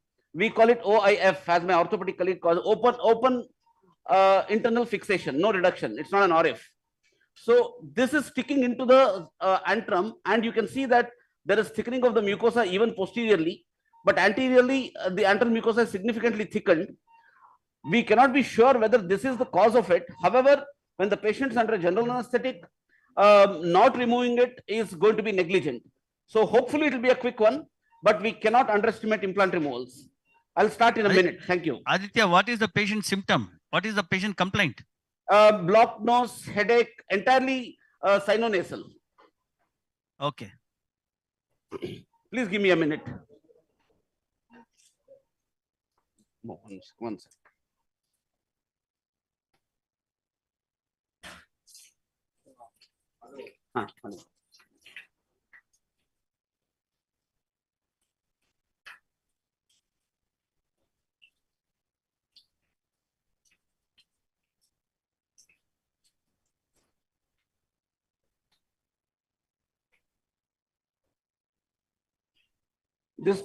This doesn't particularly need a facial-maxillary surgeon. It is entirely within the remit of ENT surgeons to take this out. Dr. Deepak has been kind with me. It just needs the right equipment. He has used an old-fashioned slotted screw by the looks of it. I'll know when I open it. But you need to have all kinds of screwdrivers. You may have to drill out the screws as well. Yeah. What's the plan? To sublabial approach? Yes. What you call a sublabial and we call a vestibular approach. In a minute, we'll get the Dr. Jaydevan Kadir. We are going to have to move the tube to the right side. Yeah, Krishna, move the tube to the right side and redrape. Remove the drapes.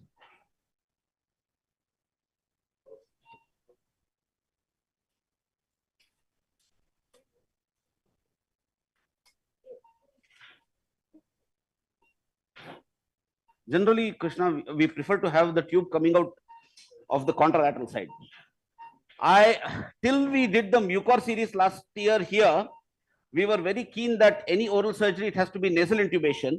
But then it put us in conflict with the requirement of our ENT colleagues who need an oral intubation.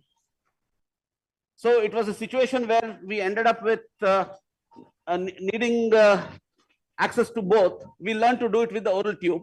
But I can't do it with the oral tube sitting on my incision line. Yeah. Tie me, please.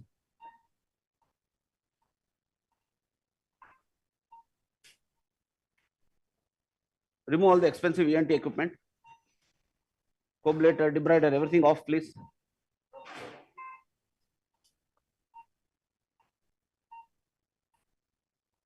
For hemostasis, I inject 2% lignocaine with 1:200,000 adrenaline. We just have to leave it for 8 to 10 minutes so that the vasoconstriction kicks in. Adrenaline has a biphasic response. So the initial response is vasodilatation. It's actually counterintuitive to operate immediately after injecting local with adrenaline. That's that's ready-made concentration which you are using. Absolutely, because anything between 1:80,000 to 1:400,000 is adequate for. I'm actually quite honestly very surprised at the sheer amount of adrenaline packs you place in. I wouldn't do that, but apparently it works for all of you people. I do not have a problem. But I'm quite happy using 1:200,000, which is readily available. Yes. Gloves.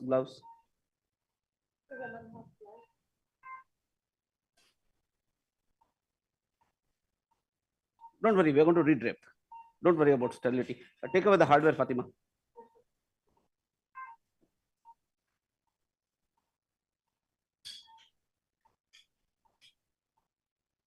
For those of you who do BAHA, those of you who do implant retained ears, you will remember that osseointegration was accidentally discovered by Branemark when he was experimenting on mammalian models with titanium screws. So titanium screws actually osseointegrate. To an extent, even old stainless steel screws can osseointegrate. That can cause a lot of problem when we do implant removal. We have to be cautious and we should not underestimate implant removal. Hopefully, this won't take too long. Thank you. Repaint, redrape. 2% local with adrenaline. You mean to say this patient has the nasosynal symptoms because of the foreign body reaction? Or the implant projecting into the mucosa, something like possible, that? Quite possible, but there is no way we can link correlation with causation here. But putting a patient under a general anesthetic, doing a extensive FES, doing such a good job, and leaving possible causative implants there would be negligent, and hence the implants are going to come out. Okay.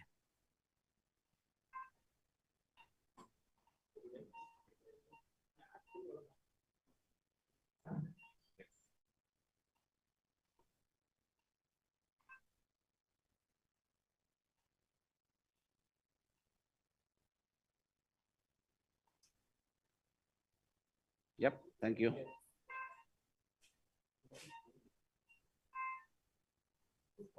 And stick in the throat pack. Put the throat pack inside. Fully inside, fully inside. Yes, I'll take it out, don't worry. So long as it's anywhere beyond the gastroesophageal sphincter, I'll take it out. Please bear with us, it will take a couple of minutes. Fatima, remove the implant hardware. Remove it. Remove it.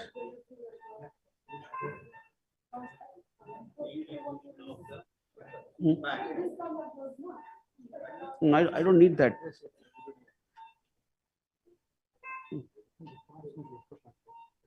Hopefully 15-20 minutes.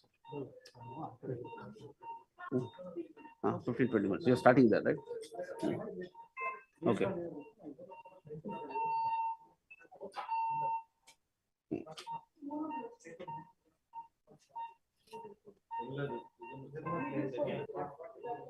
The problem in these cases is that these things we need very different equipment. Generally, an entirely new trolley is set up.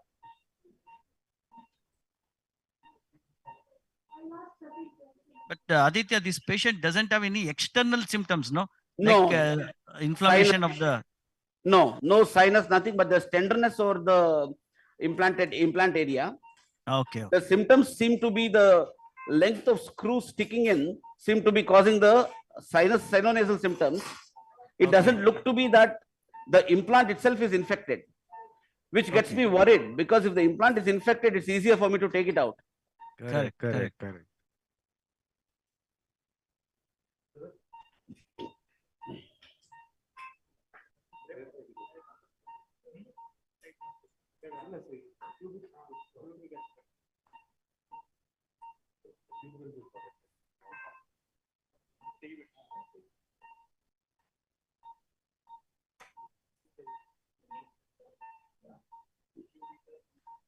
Excellent. That's it. You're pretty good. Okay.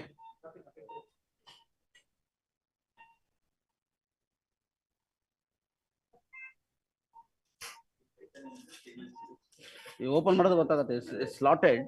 It seems to be the old-fashioned Orthomax slotted. I somehow found my old Orthomax set here. It is somewhere here. Yeah. I have not used it now in 8 years. Same year, sir. Yeah, but because I rang Orthomax and I don't think they hold that anymore.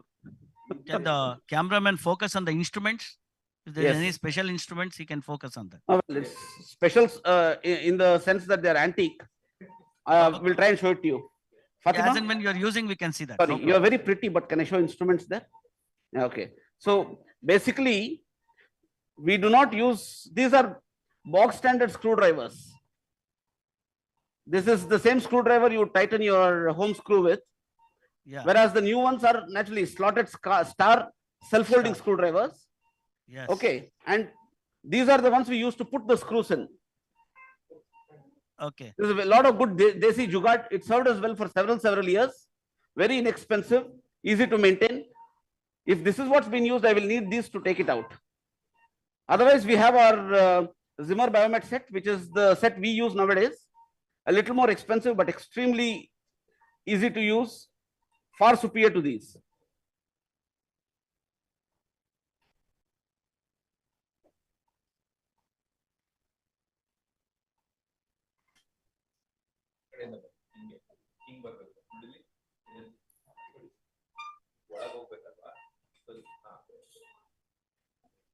ಇದನ್ನ ಈ ಕಡೆಯಿಂದ ತಗೊಂಡು tape tape tape tape ಮಾಡ್ಕೊಳ್ಳಿ ಅಲ್ಲಿ tape ಮಾಡ್ಬಿಡು ಮೇಲ್ಗಡೆ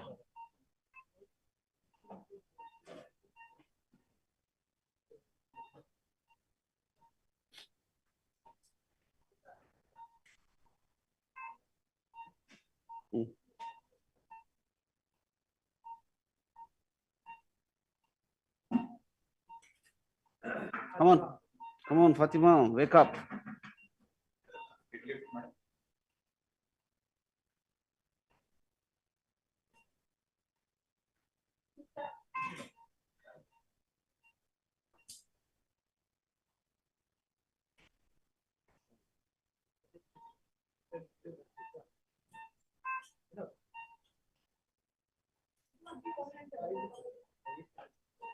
The problem with live telecast, Vishwas, is that we can't lose our cool, no?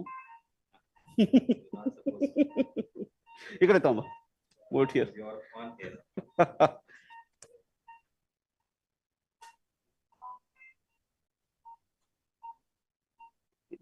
Wait, Fatima, wait. Hang on. Towel clip.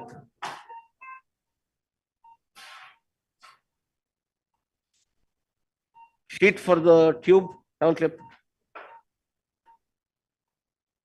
Towel clip.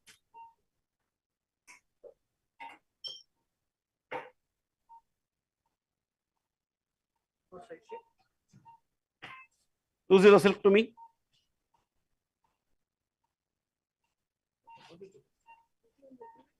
Okay, all right.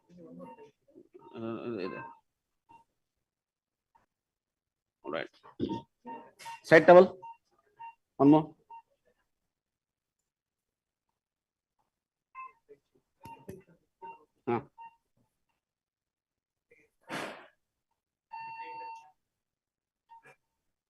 All right. Okay. Give me local with adrenaline. Table low. Swap places.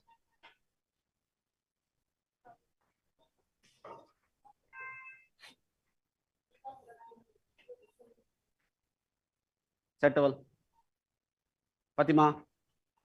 Thank you. Okay, can you stitch the go? All right. Okay. Local with adrenaline first.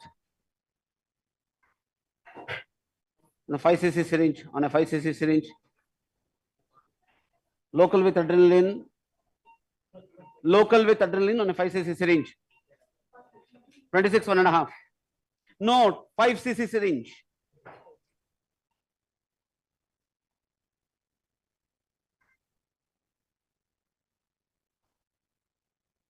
Yeah. Baguru, get a 26 1.5 ready for me, please. Bama. Aditya, is it Dr. Prithvi assisting you? Absolutely, sir. Yes, sir. How are you? Yeah, I'm fine. All I need is 2 or 3 cc. I do not need more than that. 26 1.5, please. 26 1.5. Thank you. Pradeep, sir, it's all like old times. Yeah. Local going in. I can palpate the screw moving the head. One sec.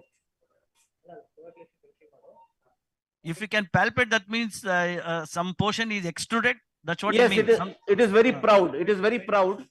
I Yeah. can palpate the screw and that's not good. But it's a good sign for surgery. Absolutely. The surgical location. Absolutely. Yeah. Which means that there is no bone over it. Retractor. Yeah. Yes.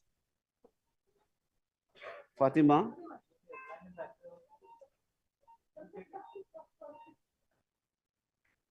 Fatima, can I have some retractor? Tongue depressor. Yeah. Okay, local going in. Stitch the get 20.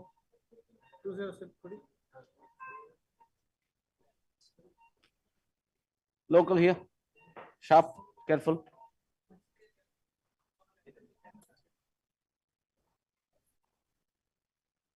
Get some Langan bags.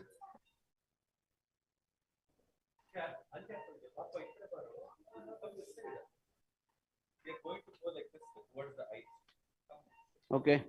Marking pen. Dr. Deepak, are you there? Yeah, the other case also is intubated, the AC polyp case. Yes. I think this case will take only few minutes, I think, because it is already palpable. And can we see that with the external route? Actually, can you hear me? Yeah. Yeah. See, Pradeep. Yeah. We are putting the external camera. Yeah. When it comes to surgery and food, Adi finishes very fast. Yes, I know. Yeah. So here also the crowd is. The crowd wants to see the AC polyp also. Yeah. No, we don't want to miss both the cases. We will start it immediately after this gets over. Yeah. There will not even be a 1 minute lag. Yes, Naveen is ready, but let's not hurry Adi. Adi takes only 5 to 10 minutes. I know it's already he's already feeling it. I think it will come out in no time in Adi's hand. We treated 484 mucormycosis cases together.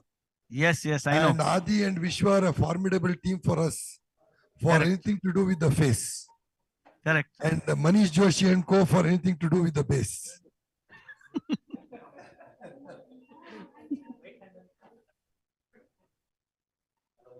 So immediately once Adi finishes, the camera will move to the next OT. Naveen is very much ready. Please. Packed. We won't be wasting even 1 minute of your time.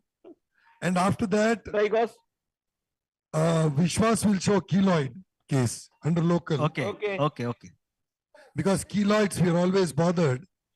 And the beauty of Naveen's case is DNS is in the opposite side. Uncinate infant vulva is narrow on the opposite side, but the polyp is on the roomier side. Okay. So much for Bernoulli's principle, Poiseuille's law, Working fresh and one. all the theories. Okay. Adi is an amazing surgeon, amazingly fast surgeon. I'll not come in your way. He'll be talking to you. Enjoy the surgery. Adi, you're standing on the left side. It's easy to. Yeah, yeah. Whichever side Adi stands, his figure doesn't allow you to see the No. maxilla. Can I have some peace and quiet, please?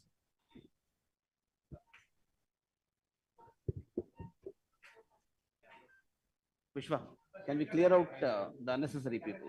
There is just too much white noise here. Can I have a marking pen? The sublabial incisions, as you call, and as we call the vestibular incisions, are placed a couple of millimeters beyond the actual attached gingiva. For people who understand the concept of attached gingiva, can I show them the old incision line? Okay.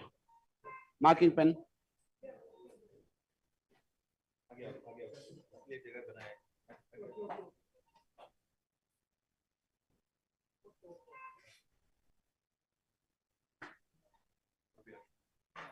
Fresh marking pen.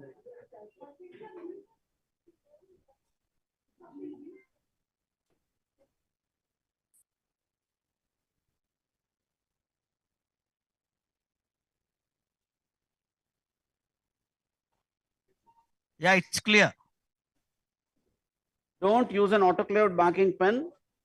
It costs 20 rupees. Do not autoclave marking pens because they don't work.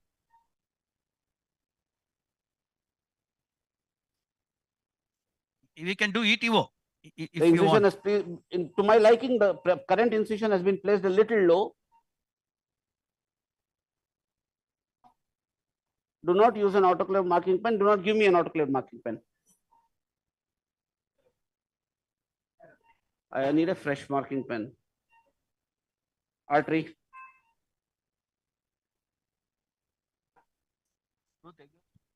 Okay. So the marking is made slightly higher up.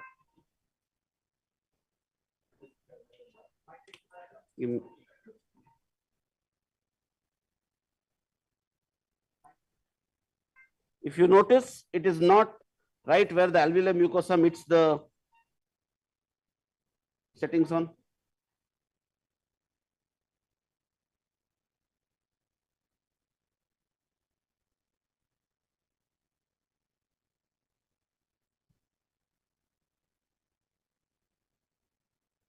This to the knife, pull up.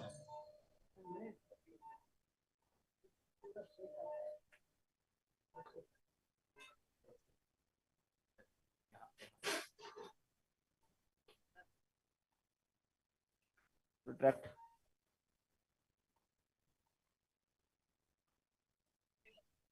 Using it on a cutting mode. Can cameraman focus a little? Can tilt the camera? Yeah. So exact site of incision, Adi. Okay. I need proper retractors. Can I have a knife, please? The knife goes right onto mucosa. Okay. We need a mucoperiosteal flap. Okay. Firmly down onto bone.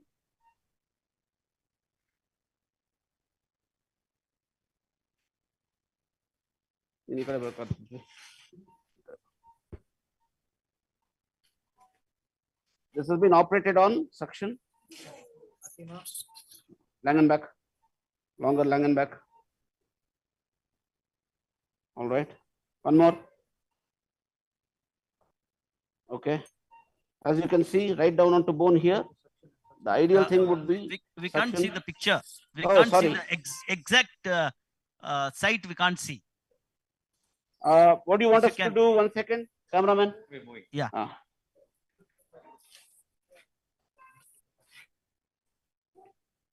Get another Here there Langenbach. is. Are you able to see this?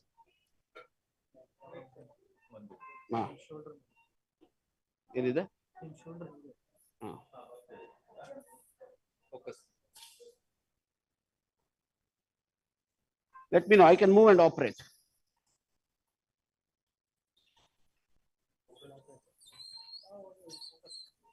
Cameraman, please zoom. Little bit more zoom. Okay, this Yes. is a. Yes. Can you Correct. see? Yeah, we can see the screw there. Like I thought, this is the slotted screw. It is a stainless steel set. Yeah. There, I have raised the buttress. Yes. This is the buttress of the zygoma. Correct. Ideally, the plate would go there. Can I have another periosteum elevator, please? Ideally, where it should be, the plate? Slightly more posterior, but we do not know where the original fracture was. So there is no textbook description of where the plate should be. They have used what I think is a 2 millimeter plate with an 8 into 2 mm screw. Okay. And I suspect the fracture has not been reduced in its entirety. You mean to say the screw was little bigger than the yes, now we no longer use knife, please. Now we no longer use 2 millimeter systems for the mid face. Okay. We use 1.5 millimeter systems.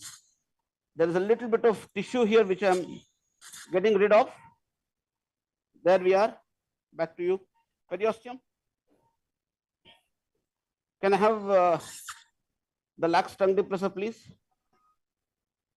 This is the only screw right down. Okay, thank you. If you can see, the lax tongue depressor is a very versatile instrument. Yeah. You see this bent part? I generally turn this around here. This can go behind the buttress. I will show you now. And engage the buttress and give you great retraction. Like this. Yeah, correct. Can you see this now? Yes. And this is the only screw that seems to be holding. And can you see the gap here? This is what probably has been very troublesome. There's a gap. The gap should not be there. Yes. Okay. This is not going to be the easiest. Screwdriver. No.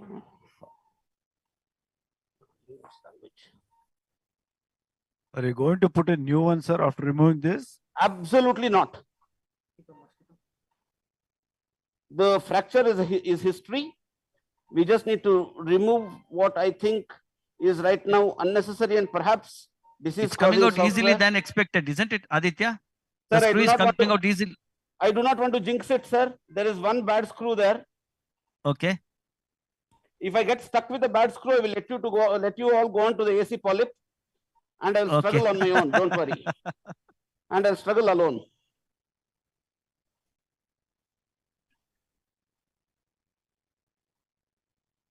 Because unscrewing is quite difficult, but in this case, it is quite, it's coming out easily. Maybe it is in your hands. No. Just been lucky, sir. Yeah. Generally, the Murphy's law is when you're demonstrating, you struggle. Correct. But today, these two screws have been kind, as have you. 1 second. I don't spoil the mosquito, ma. Give me a heavy artery. These screws are just too big for mid-face. Okay. There are very few sacrosanct rules in the management of craniofacial trauma.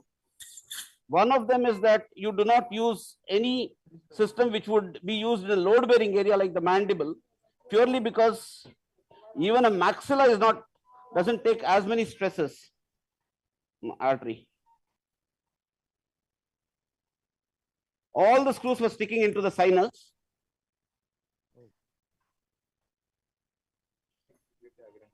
This is the only one which is periosteal elevator. No, they don't need to suction. Osseointegration is not necessary, but it happens. Here, can everybody see this? There is actual bone that has formed over it here. Yeah, we see that. Yeah.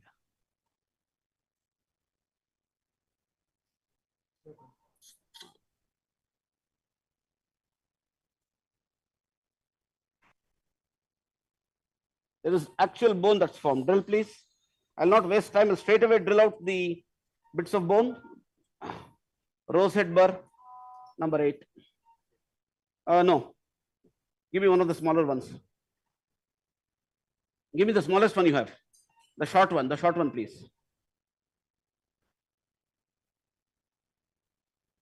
Yep, thank you. Namdallo.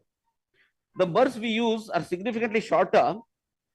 We don't risk touching the lip with that. I'm very worried when I use the longer ones you use. Of course, you need these burrs. Suction, please. Foot control to me. Okay. Okay. Irrigation ready. I'm protecting the lip by going straight down. Ready?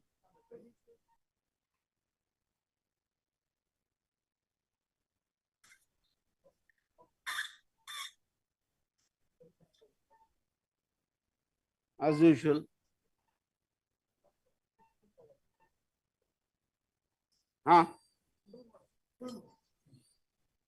You on it? Yep.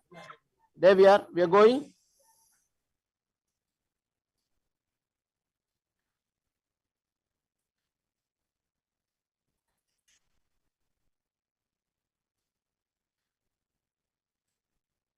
Retract Prithvi.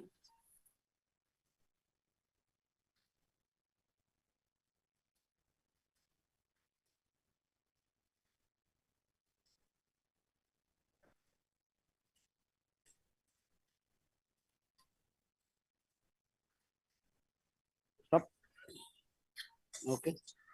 Screwdriver.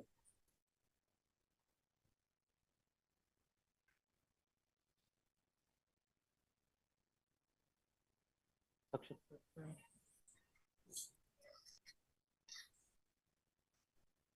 Give me a periosteum elevator. Give me the heavier one.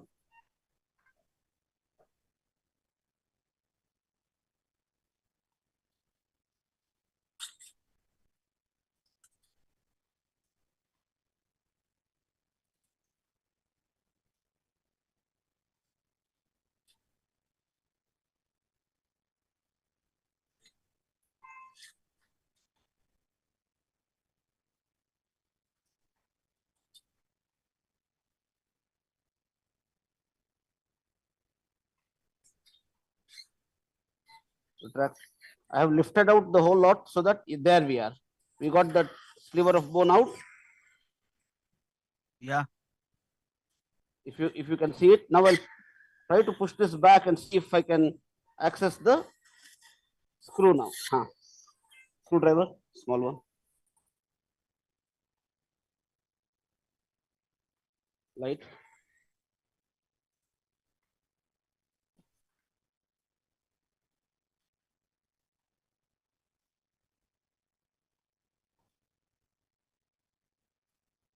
Periosteum elevator. Don't rest on the patient. Fatima.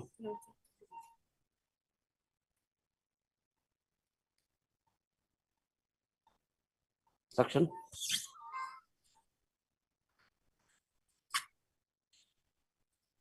Induce ಮಾಡೋದ್ರಿಂದ ಮಾಡ್ಕೊಂಬಿಡಿ.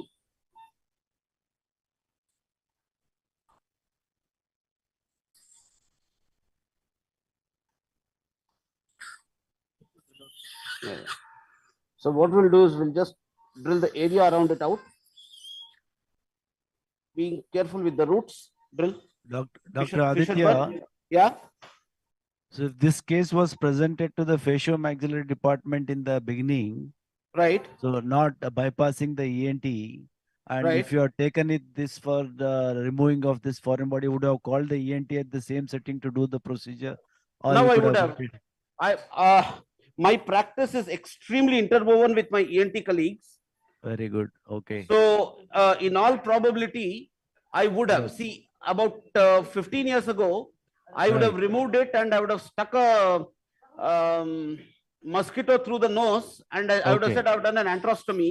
Antrostomy. Now, okay. Now I know enough to know that antrostomies are done far more delicately and elegantly by my ENT colleagues. Right. And the fact that I would not be able to clear out all the muck in the sinuses at all through the Caldwell look, I would have been able to make. Right. So I certainly would have called the ENT colleagues. Right. There is a battle going on in our specialty where I am fighting hopefully a winning battle, and more and more of us are getting ENT surgeons come in when we deal with sinuses. Oh, that's much to the benefit of the patient. Correct. Absolutely. Drill, please. I am going to have to be brutal here and drill out the thing. Right. Okay. Can I just have the screwdriver once? The plate itself is partially covered. One sec, just hold. Yeah. There, Dr. Prithvi has done the job I couldn't do. Dr. Prithvi has been working with me for over a dozen years. And there we are, mosquito, I'm not drilling. Your AC polyps waiting for you. Wash, please, betadine saline for me. Suction, wash.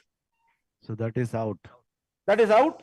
Now the question is, do I see that buckled area? Okay, 1 second. Periosteum elevator. There's only one question for me to answer here now. Yeah. We raise the anterior wall of maxilla. Careful. Okay. Till the infraorbital nerve. We are here. Suction. That's the infraorbital neurovascular bundle. I don't need to expose it. The whole area is healed. Okay. Entirely. In its entirety. Right. I'm almost till the orbital rim here. This is the old fracture. If you can see it. No, we can't see that. 1 second. Longer retractor. And the areas where you removed the screws, are they communicating with the sinus, maxillary sinus? They're not communicating. No, you had one more. No, they're not communicating. The screws are well within the sinus. There was one more. Screw was communicating with the sinus? The screw was well within the sinus even on the scan, sir. Yeah, I know. But once you remove the screw, yes, is there a tunnel which is seen there? Yes, I'll show you. Wash. Yeah, because we are unable to see that. Okay. I'll try to show you, sir. Okay.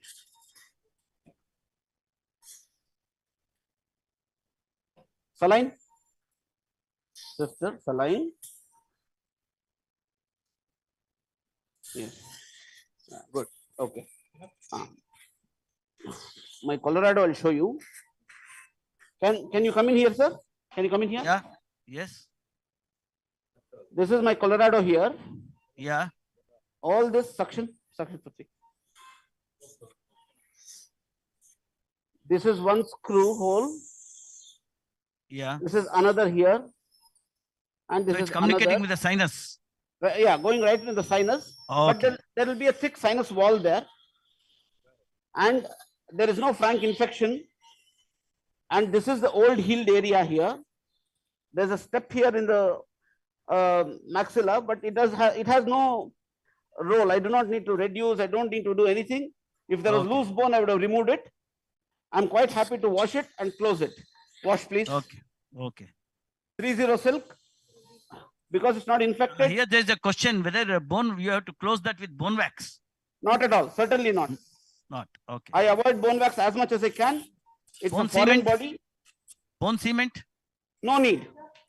No, nothing is necessary. Yeah. When I remove a 2 centimeter by 1.5 centimeter defect in the anterior antral wall and I use a subperiosteal flap, I don't use anything, not even a mesh. And the subperiosteal flap makes sure that there is a significant bone regeneration there. Several times I have proper antral wall when I go back again. Switcher, please. I use 3-0 on a round body. Round body for mucosa is my mantra. The selection can be debated till the cows come home, but it works for me and hence I'm going to use that. 3-0 Vicryl on round body, jelly, please. If you can see that, it sits very well. This is a self-opposing area. Can everybody see that? Yes. All we need is a few tacking sutures, and that's what the patient will get. It doesn't matter. In this case, it doesn't matter if it's running or interrupted. What matters is that it just comes together. Add some tooth forceps, fine tooth, please. However, if it's been infected, I would avoid running.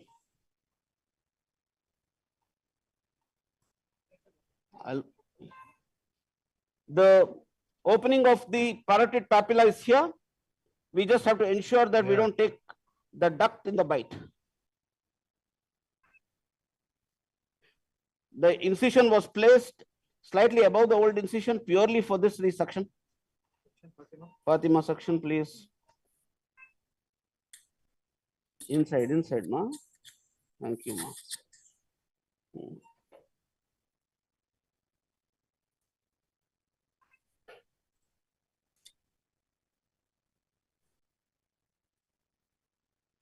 Can I have a fine AdSense with holds? Okay, it's fine.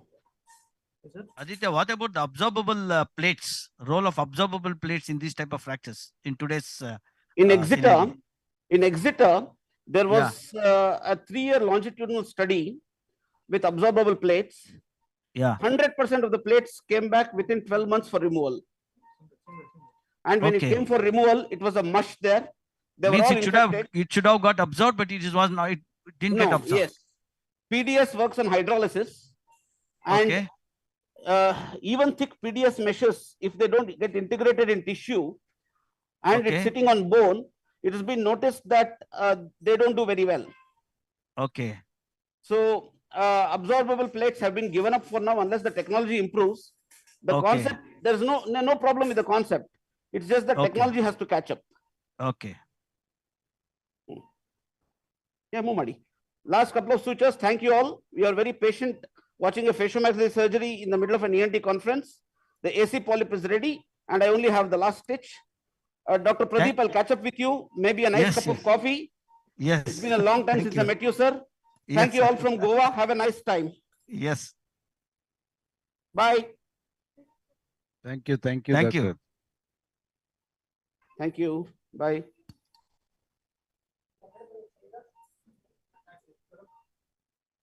Yeah, Naveen, we are with you. Not yet, not yet.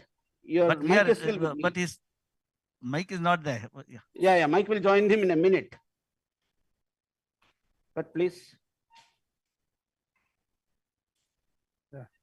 Naveen. Dr. Yes, sir, Naveen. morning. Good Sir. morning. We are with you now. Yes, sir. Yes, sir. I am privileged. Yeah. Can you just say what is this case? What's the age of the patient? Sir, I'll just hand over the mic to Akshay. He'll just give you a brief intro of the complaints of the patient. Okay. Akshay?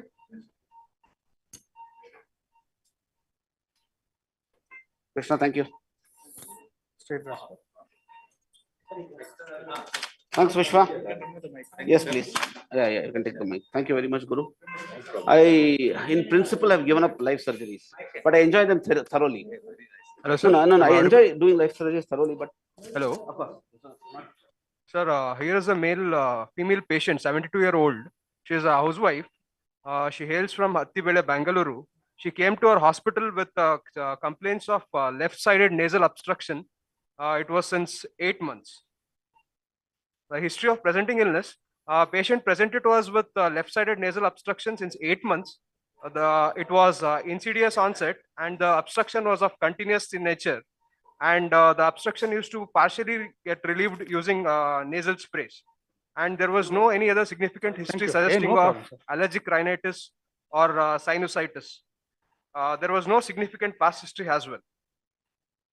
Patient was conscious, cooperative, and she was a well-built female, and her systemic examination was found to be normal.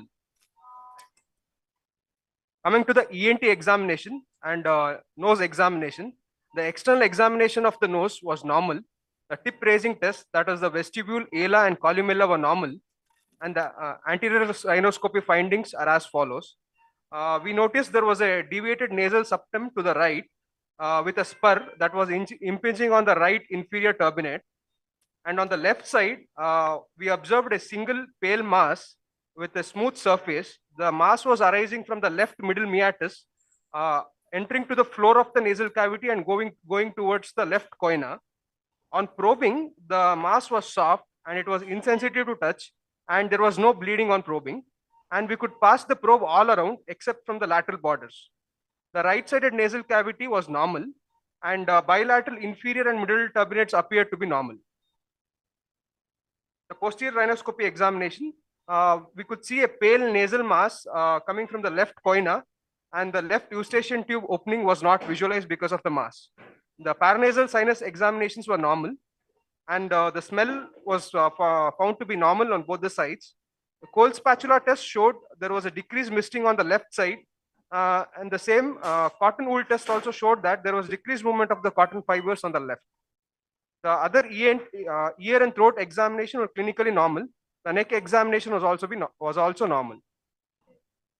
Coming to the diagnostic nasal endoscopy, what we performed, as we can see in the picture, on the right-sided nasal cavity, we saw there was a DNS to the right with a spur, which was impinging on the right inferior turbinate, and the left side nasal cavity was found to be normal.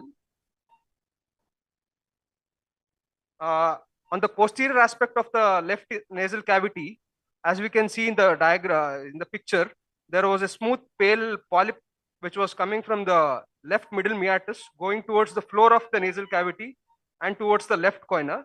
In the second picture, you can as well appreciate the picture is taken from the opposite choana, that the left side choana is blocked. So the provisional diagnosis would be a left anterochoanal polyp with the deviated nasal septum to right with spur impinging on the inferior turbinate. Now Dr. Naveen sir will be taking over for the reading of the CT scans. Thank you. Thank you, doctor. It was a perfect presentation. Thank you, Akshay. Very nice presentation indeed. Can you please focus on the scan?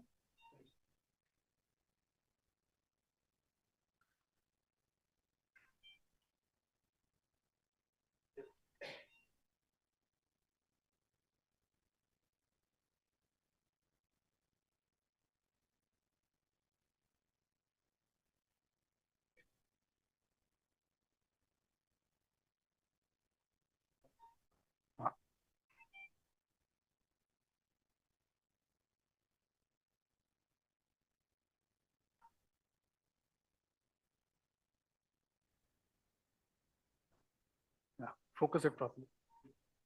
No, yeah. Okay. Pradeep sir? Yeah. Yeah. So now. Yes, we are with you. Yeah. Yes, sir. So as far as the patient's complaints were concerned, she is complaining of left-sided nasal obstruction. And as already discussed by Dr. Deepak, we just, when he spoke, he just told you about the deviated nasal septum, which is on the opposite side.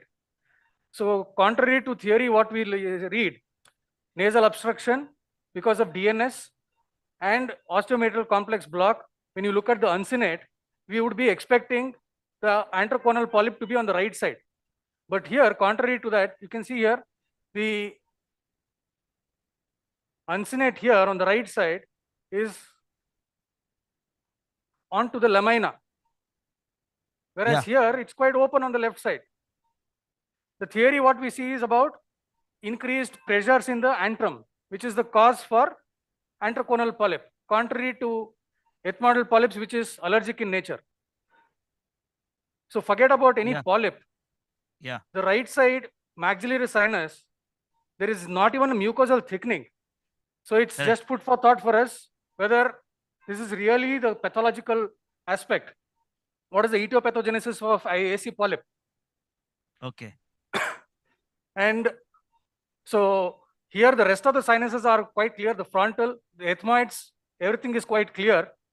And we see there is a small lamellar concha. But again, that is not obstructing the middle meatus there. Yeah.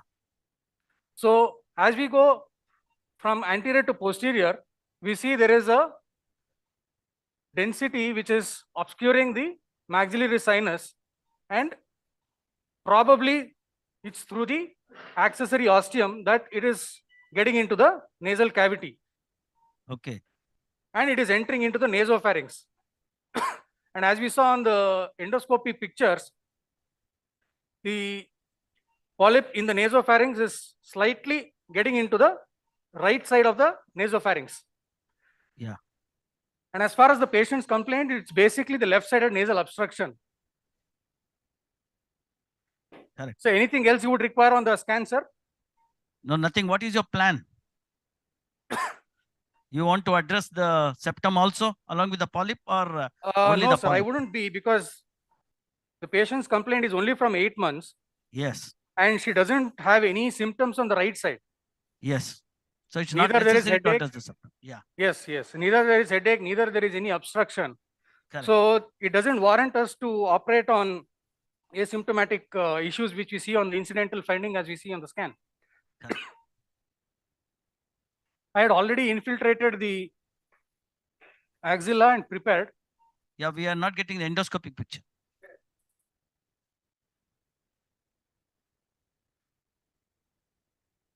You are routinely use Merosil packs? Yes, sir.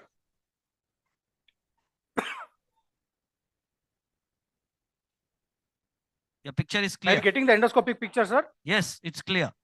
Yeah. You can proceed. Lights off. So we had already infiltrated the axilla and the lateral wall. Correct. And we had kept a Merosil pack. ASMR. So here, as Dr. Akshay spoke about, the anterior rhinoscopy appears to be very clear.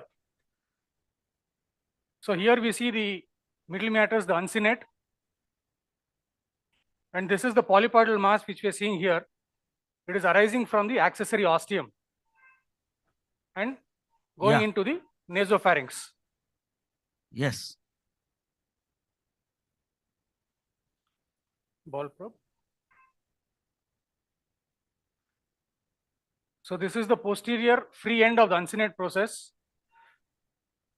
Right. Going into the hiatus semilunaris. As far as antroconal polyps are concerned, we can address in two ways. The classical Caldwell-Luck surgery and endoscopic. So the gold standard now is endoscopic surgery because Caldwell-Luck has its own issues. Anesthesia of the cheek or swelling. So it's a very convenient and lesser invasive procedure. And once we have addressed the polyp, AC polyps are known for recurrence. So it depends on where is the attachment. Either we have a posterior or lateral attachment, or very rarely it could be an anterior attachment. So if we are not able to access the attachment or the point of origin of the polyp, we can combine it with a mini Caldwell-Luck or transcanine approach. So we've just prepared the for the transcanine approach as well. So it will be a combined approach if required. Yeah. Okay. And as far as AC polyps are concerned, compared to ethmoidal polyps, the inflammatory mediators is minimal. And there is a solid component and there will be a cystic component within the antrum. So we need to address both, and we may not be able to take it out en bloc. So ideally we can use a debrider and cut off the nasal and the conal part, and then we can address the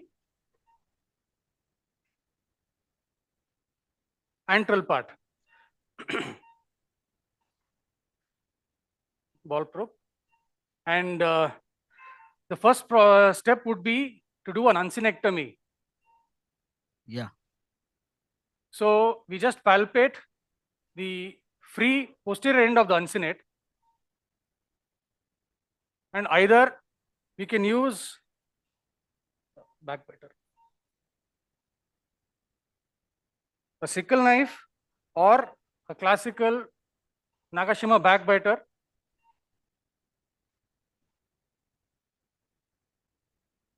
So we direct this into the hiatus seminularis and direct it inferiorly, and we take a small bite. One more, and half of it. So it depends on the teeth. So if it's a long Nagashima backbiter, maybe one and a half or 2 bites is enough. Ball probe.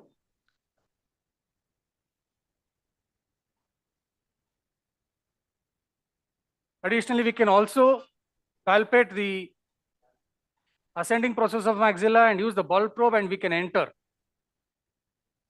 But here we need to be careful that we enter it inferiorly. So if we enter superiorly, we are at risk of damaging the lamina and entering the orbit as well.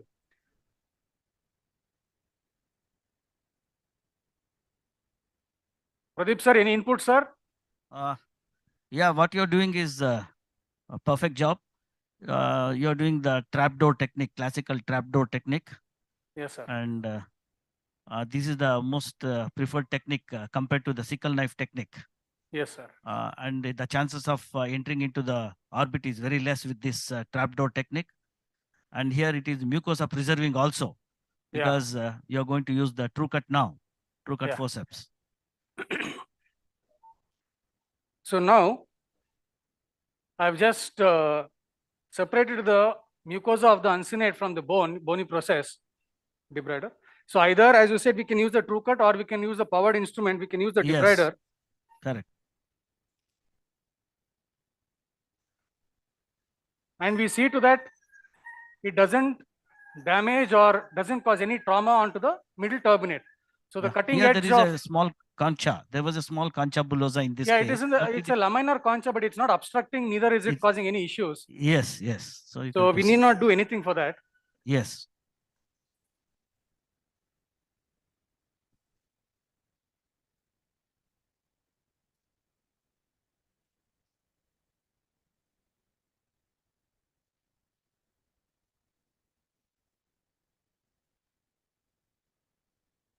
We can clearly see the mucosa getting debrided and the underlying bone is still intact. Uncinate bone. Yes, yes.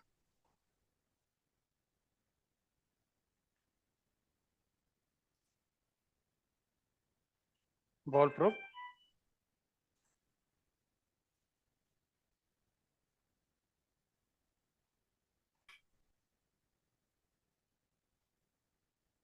So now we can use the ball probe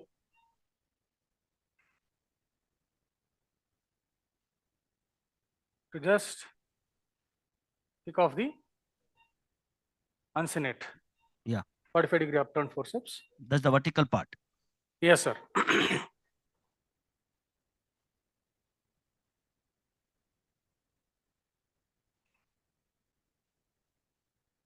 And it is important to remove the whole uncinate, whole vertical part, until the upper end. Yes, sir. Debrider.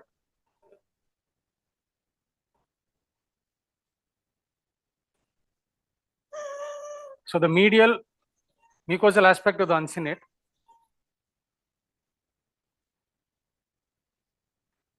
Ball probe.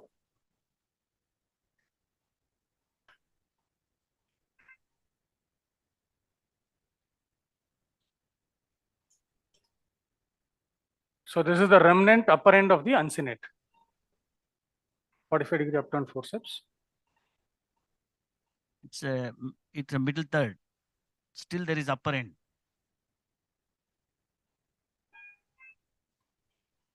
Upper end goes still above. Yes, yes. Debrider.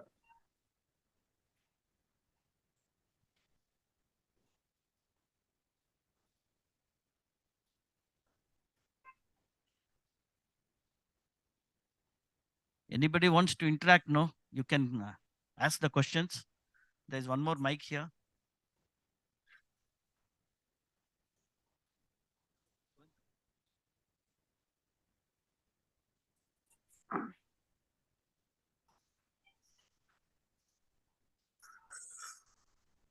Ball probe.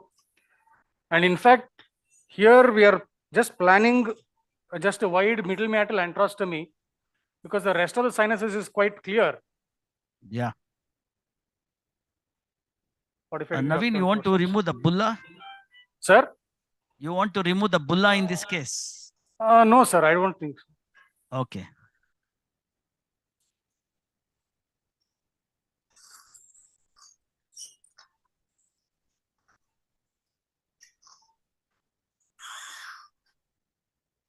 So this was the accessory ostium through which the polyp was entering the nasal cavity. And you can see the horizontal part of the uncinate. Uncinate, yes, yes. Yeah, which you have to remove and join both the ostiums. Yes. So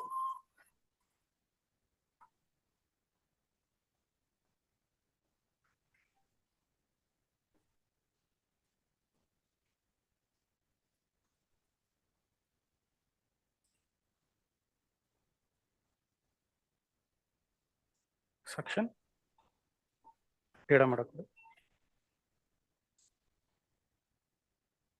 Naveen. Naveen. Sir. Without using debrider, can you use the cold instrument? Can you demonstrate so that, you know, conventional without debrider? Because you can't expect all the juniors to have a debrider, no? True. Because we have seen a lot of people doing with a debrider. Okay, Can you do okay. without a debrider, please? Thank you. So now we'll definitely try, sir. SMR. You should show. I think try to show. Yes, sir. It Yes, will sir. be We'll do it. beneficial for most of the people. You know, we are Right, come right. from, you know, So North now I would Karnataka lateralize and the even, turbinate. you know, So that we have a slightly wider axis.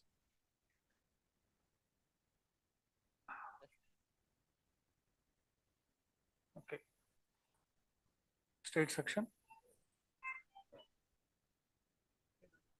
Naveen, yes, you sir. can use whichever instrument you are comfortable. This was just a question from the crowd, and the debrider definitely will increase, has advantages, and you have debrider on the table. So there are some people used to use the whichever the equip faster because we are running out of time, and there are 2 more lectures here. So use the most appropriate instrument in your hand and complete the case. No issue, sir. Just we'll try. So either we can use a cold instrument and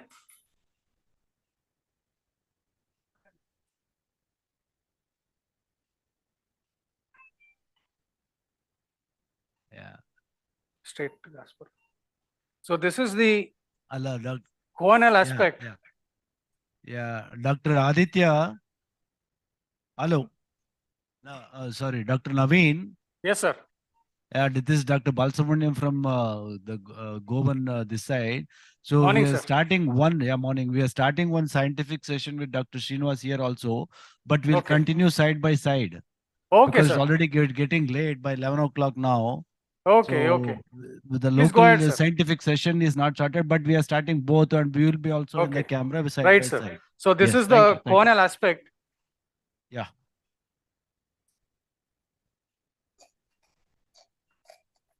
So usually the antral part of the polyp is usually cystic.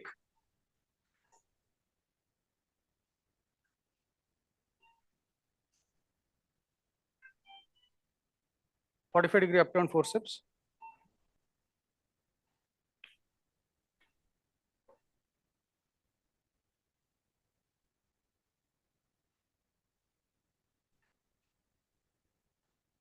So this is the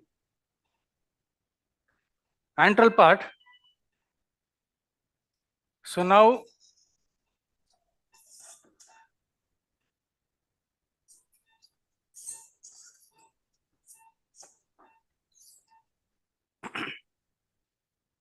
debrider. So because of paucity of time, I'll just continue with the debrider. And now we can see that the accessory ostia and the natural ostium have been connected.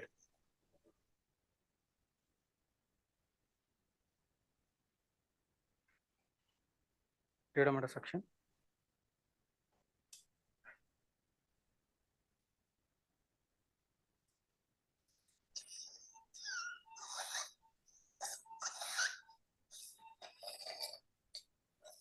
So now I switch over to a 70-degree endoscope to visualize the maxillary antrum.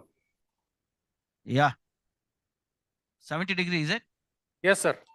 Okay. Initially, you started with 0 degree. 0 degree, sir. Till now, I was with the 0 degree itself. Okay. With 70, you just to visualize or to proceed with the surgery? Yeah, we'll proceed with the surgery. We visualize first. Why I'm asking is, with 70 to do surgery is little difficult. That's why.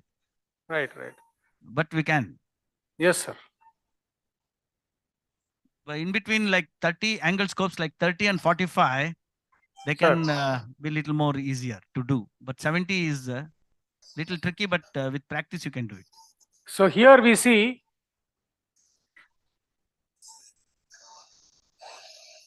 The attachment appears to be posterior, 40-degree blade. That's good for the surgeon, isn't it? Yes, yes.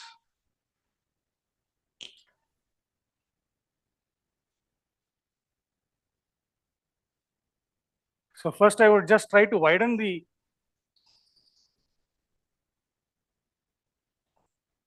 antrostomy. Yeah. We can see the posterior portion which is greenish. Yes. Maybe it Looks to be indicates a infected. Pseudomonas infection. Yes, Pseudomonas. yes, it is infected, sir. Yes. Yeah. Initially, we could see some purulent secretions which was draining out when I.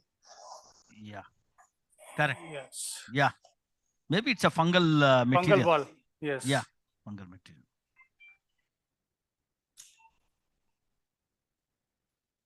I think Naveen, we will now put you into the silent mode. The Yes, picture sir. Yes, will sir. be there. Picture will be there. Sure, And sure, sir. it is self-explanatory. Thank you very much. Thank The you, sir. surgery is Thank going you. on very well. Thank you. 60 degree. Thank you sir आप लोग को copy हो रहा था तब आप ये pen ये पीसीआर करके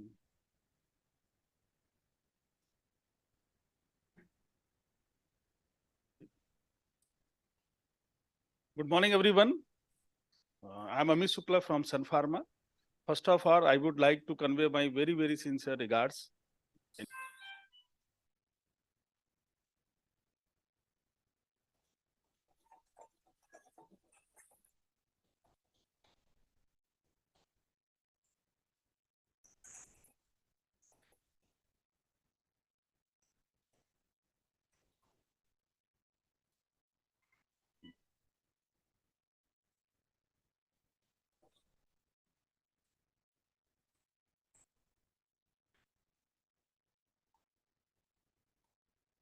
Wash koranga.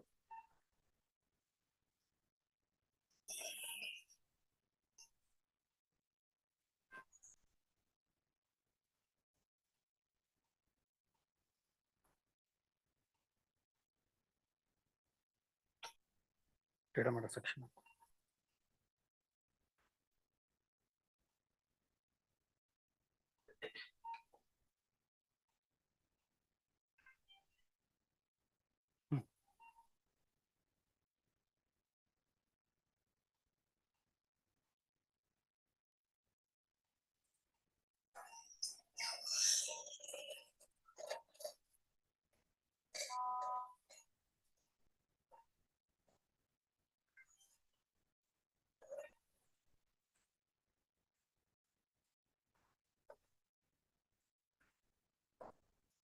Debrader.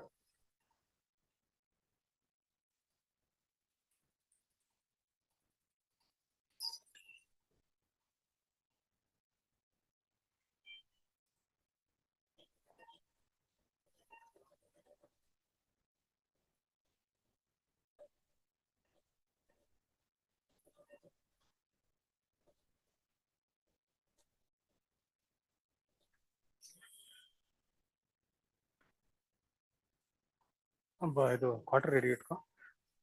Hello Pradeep sir.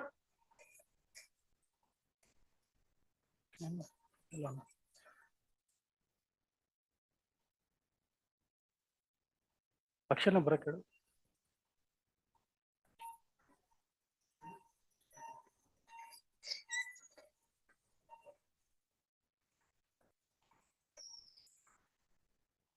ಅಲ್ಲಿ ಆಡಿಟೋರಿಯಂ ಫೋನ್ ಮಾಡಿಬಿಟ್ಟು ನನ್ನ ಕೇಸ್ ಮುಗಿತು 2 ನಿಮಿಷ ಜಸ್ಟ್ ಶೋ ದ ಕ್ವಾರ್ಟರೈಸೇಷನ್ ಆಮೇಲೆ ಯು ಕ್ಯಾನ್ ಸ್ವಿಚ್ ಓವರ್ ಅಂತ ಹೇಳ್ಬಿಡು.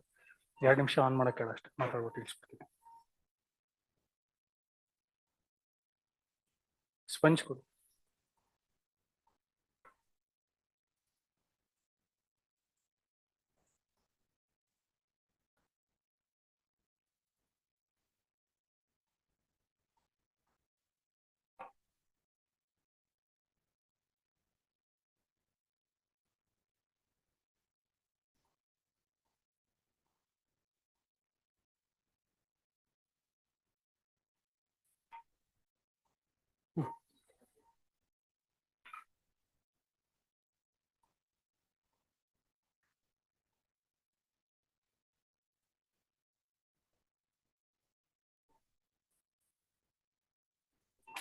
Straight section.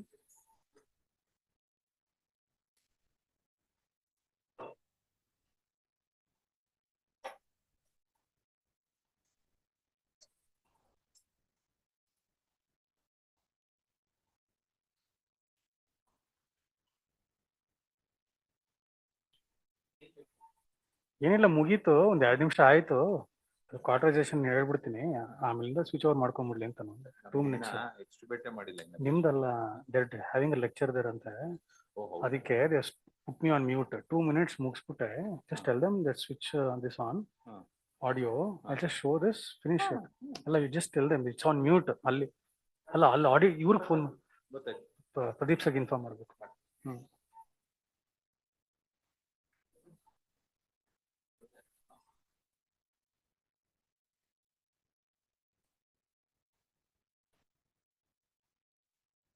Forty-five degree upturn forceps.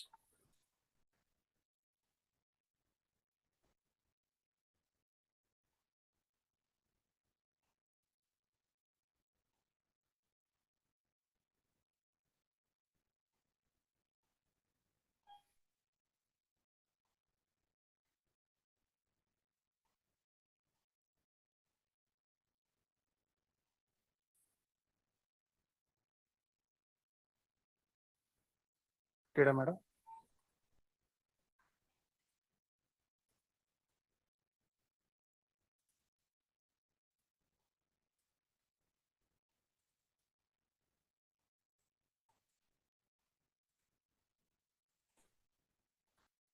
ಕ್ವಾಟ್ರಿ ಕೊಡು, ಫುಟ್ ಪೆಡಲ್ ಕೊಡು. ಆಗ್ತಾ ಇದೆ ಇದು.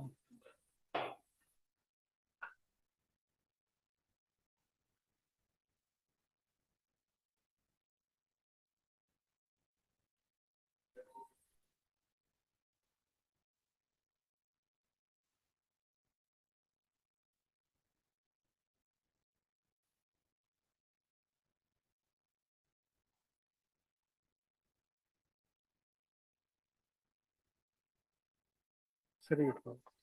ಹ್ಮ್.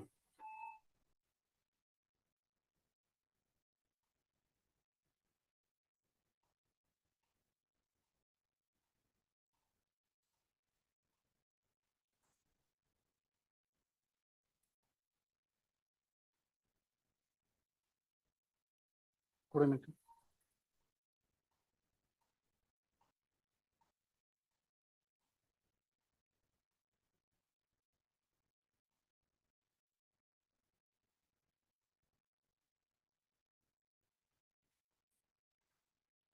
ಹ್ಮ್. ಹಲೋ,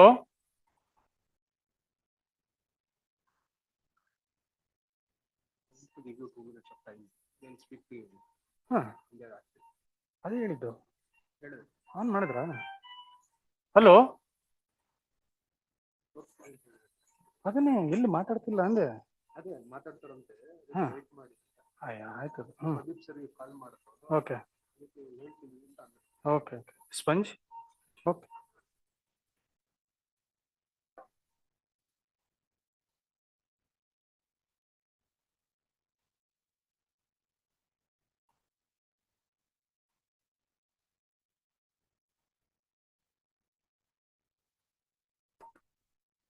ದಪ್ಪದ ಕೊಡು.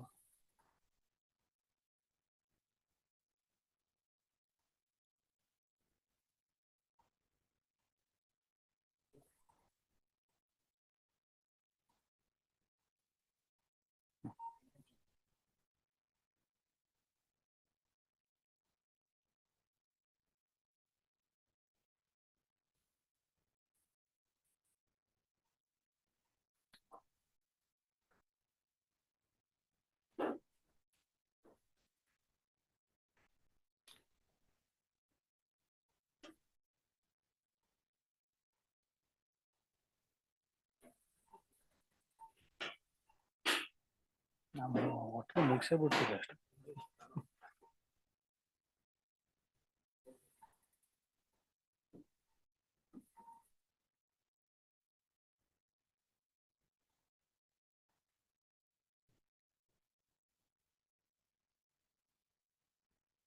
ಹ್ಮ್.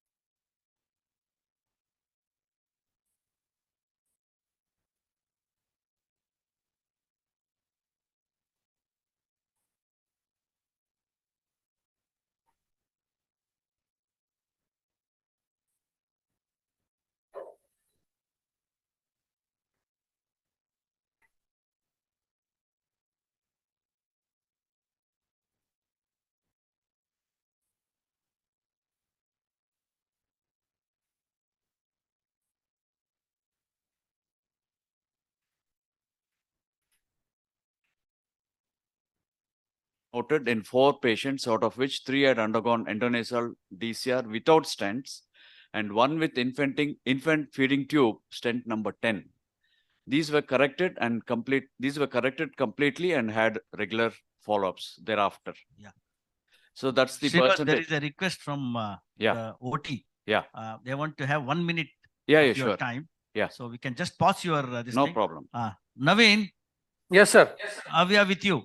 Yes, sir. It's kind Thank you. that Just Srinivas sorry paused. for the Yeah. disturbance. Just a couple of minutes. Yeah. I'll just finish it up. 45-degree upturn forceps. So I'll just show you what I have done, sir. This is still a 70-degree scope. Yeah.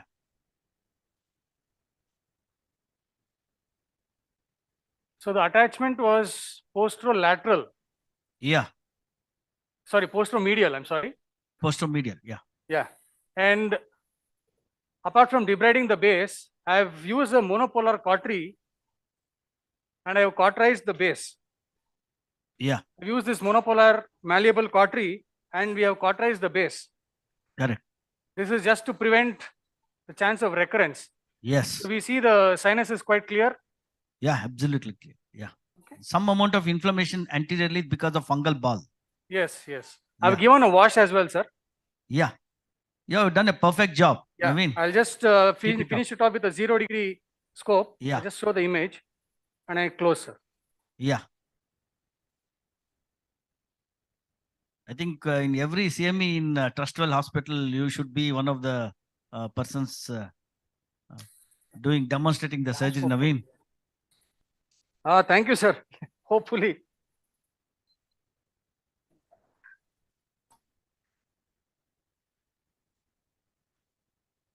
So this is a 0-degree endoscopic image. Yeah. So the antrostomy and the origin of the polyp. Yeah. Naveen, Yes, sir. here a delegate wants to see the malleable cautery which you used for the. Sure, sir. Sure, sir. Yeah. In action, like. Okay. So this is the malleable cautery. With suction. With No, suction, sir, it's isn't not it? with suction. Oh, without suction. Okay. Without suction. Okay. Okay. So you can bend it. And where is it available? Kalelkar or Santosh? Santosh. Surgicals? Kalelkar, both, sir. So this is how we use. When you're already cauterized. Yeah, I know. Got it. We got the feeling of it. Yes. Yes, sir. Thank you, sir. Thank you, Naveen. Thank you. Thank you. Bye. Dr. Srinivas with you. Yeah. Pack. So I will not go into the anatomy of this because ಇಷ್ಟೇ ಸಾಕು ಇದು ಹಾಕೊಡು ointment ಹಾಕೊಡು ಇದು HP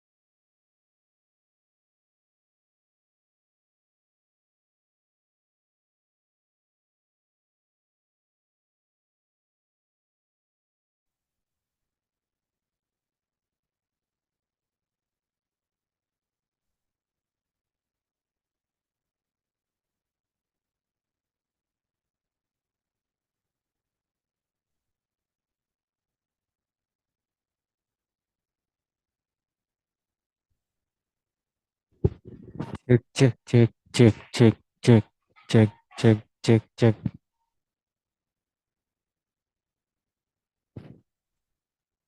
Check, check, check. Check, check, check. Check, check, check, check, check, check, check, check, check, check.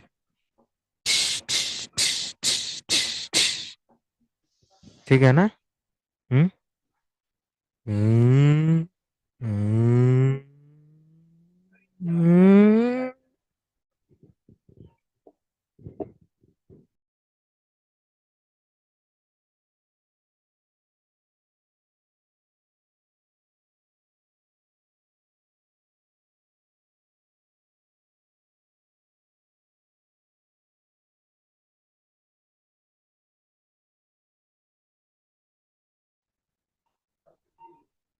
Ah.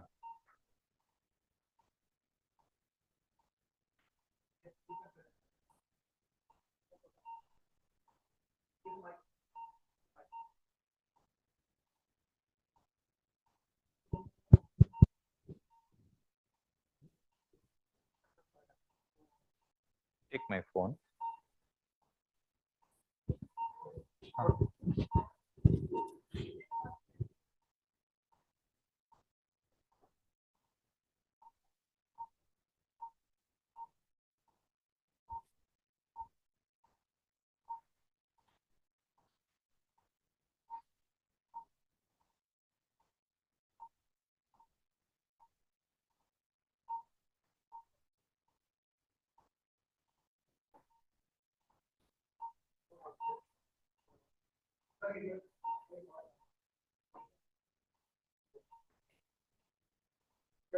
ಹಾ ಮಾಡು.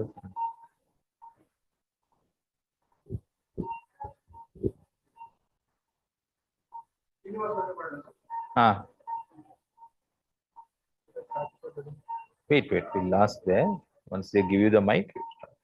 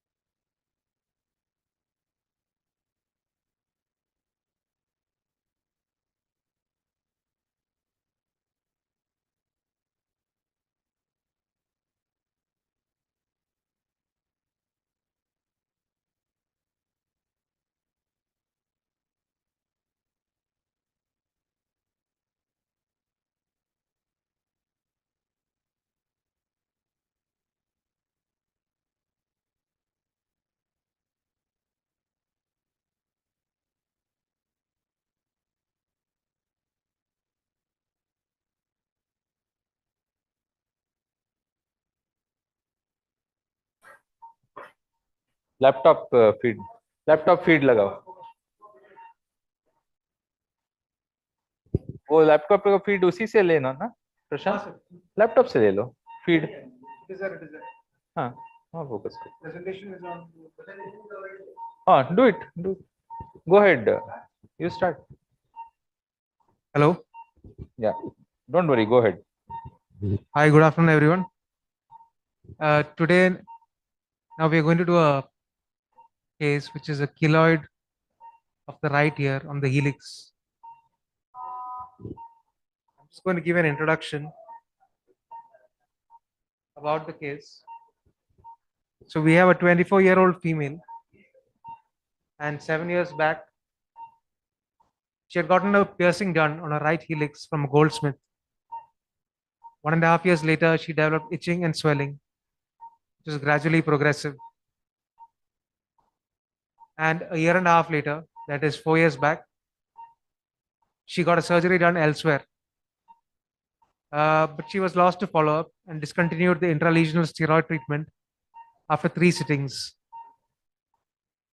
1 year after the surgery, she again developed similar symptoms of itching and swelling. And there was a progressive increase in size to the present size. And presently she has come here for treatment of the recurrent keloid with symptoms of stretch pain, itching, and aesthetic concerns. I'll just show you photos of the patient. On the frontal view, it's on the right helix. You can see it as the arrow is shown. From posterior view also, you can see the distance from the mastoid is also a little more on the right side. This is a macro view showing the helix from different angles. And you can see the shape of the keloid here. Now here I'm going to show you the picture of another patient. Basically how we do examination.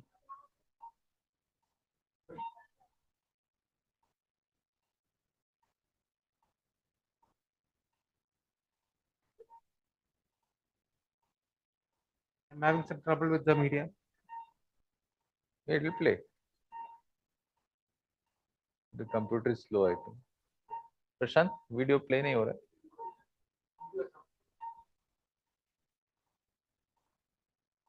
It's your own laptop, no? No, it's not. That's why. It's all in the folder.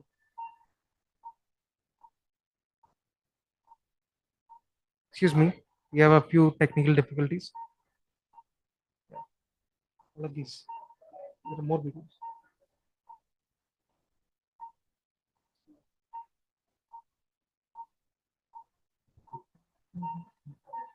I have to see which video. You play like that only without the going to the full screen. No, go to the PPT without going to the full screen. Play it. Yeah, play it now.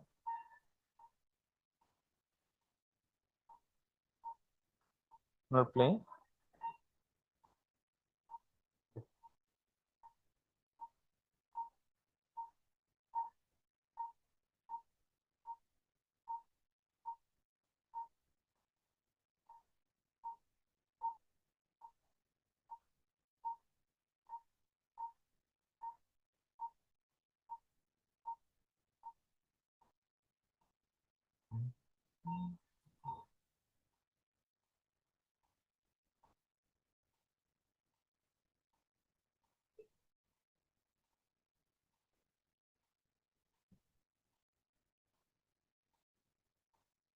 Yeah. So this video, as you can see here, when we press on the keloid, blanching is seen of the skin over the keloid. So this shows that there is vascularity coming through the keloid and supplying the skin, overlying it, which means that this keloid is good for intralesional steroid injection, which we can attempt to do first before we think of a surgical option.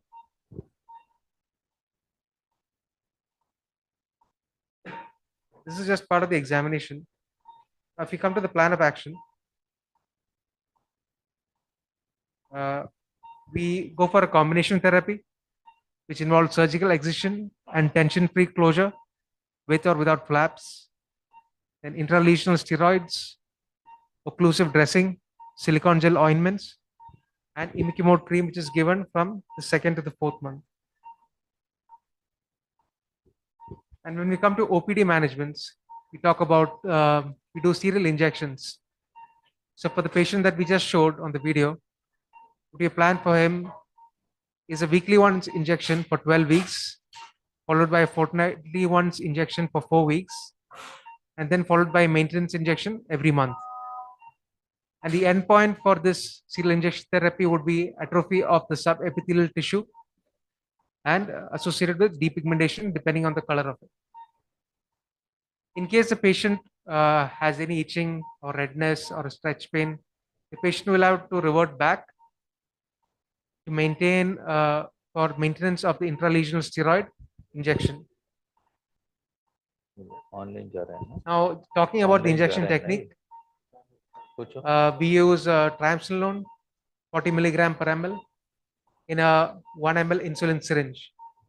So things we need to keep in mind are a 360-degree coverage.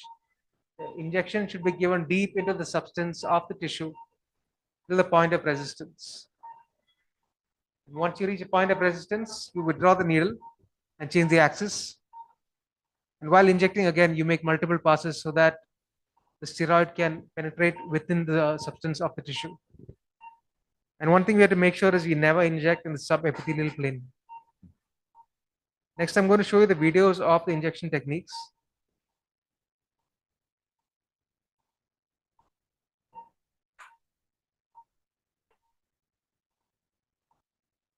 So here's the video. As you can see, what you're doing here is you've injected directly into the substance of the tissue. We have around 4.5 to around 0.5 ml. And as you can see, as we inject, you can see the blanching that is seen over the tissue. Now we can see the injection has been going on, and right now we have reached a point where there is slight resistance. So we withdraw the needle, you change the axis, and you inject into the next quadrant there.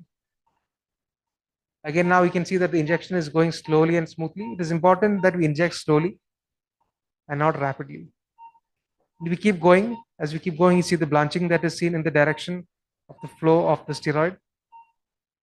And slowly, you can see we are developing resistance again. So once you reach that point, withdraw again. Now, if you see this as 4 quadrants, the lower 2 quadrants have been covered. And now we'll be shifting to the upper or the anterior quadrants. Can we go to one side? The same thing, you inject into the bulk of the tissue, withdraw, and then you inject slowly.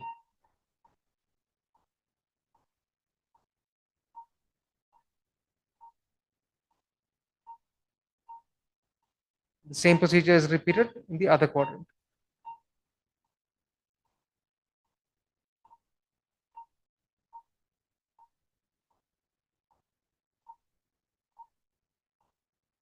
So again, inject, withdraw, inject. You can see the blanching of the skin and the tissue over that area. And so this is basically how we are supposed to inject into the keloid.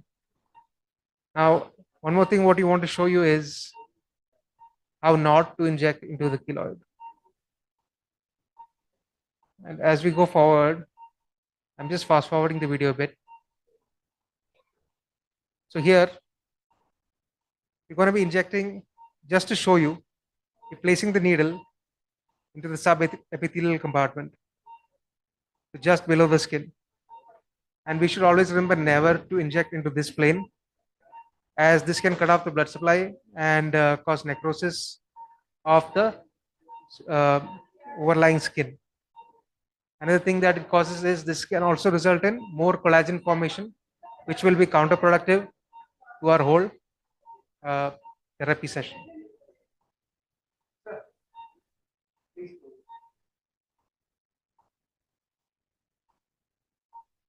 So now we talked about the injections, and next what I'm going to show you is we use an Iovan occlusive plaster. So earlier I had shown you how it is getting cut. So we get a big sheet and we cut it into a small patch depending on the size of the keloid. So we have a small rectangular patch that we can use to cover it.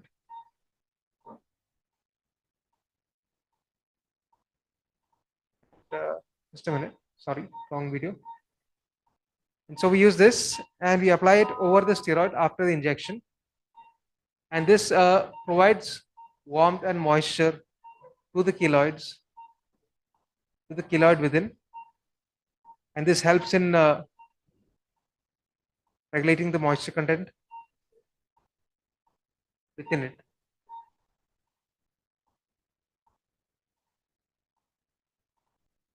And lastly, you can see there is this particular patient had a history of a parotid surgery and had a scar after that. So you can see there is another small scar that goes below the side of his neck. And so what you're showing here is you apply a silicone gel onto the scar, and we should always apply it in the direction of the scar, just in one direction and not in both directions like we're showing right now, right there. Only rub it in one direction. Now we'll go back to the slide. So that was pretty much of what we had to talk about: the injection techniques, how we inject, the occlusive dressing to maintain warmth and moisture, and finally the silicone gel massage in one direction along the length of the scar. That would be all. Thank you. I would now like to pass on the mic to Dr. Vishwas.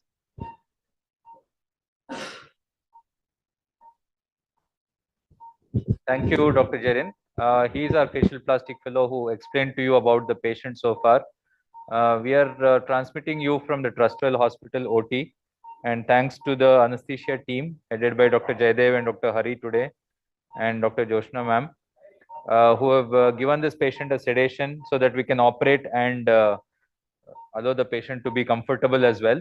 I've already infiltrated the patient.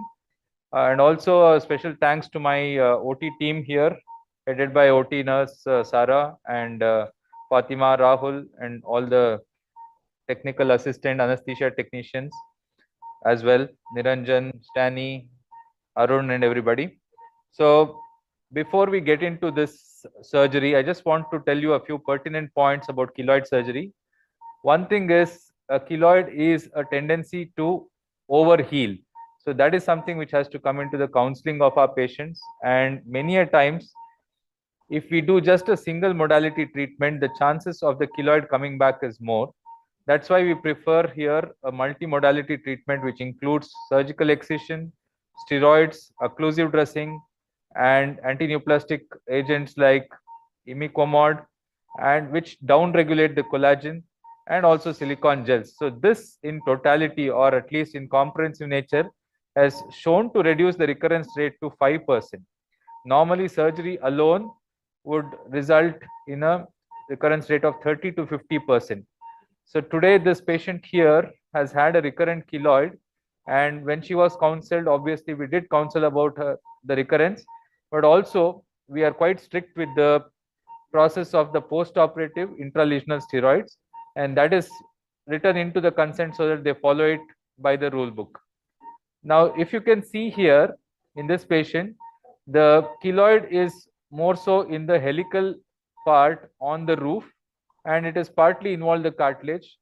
This seems to be the earlier cut, if you can see it. External camera, can you focus here?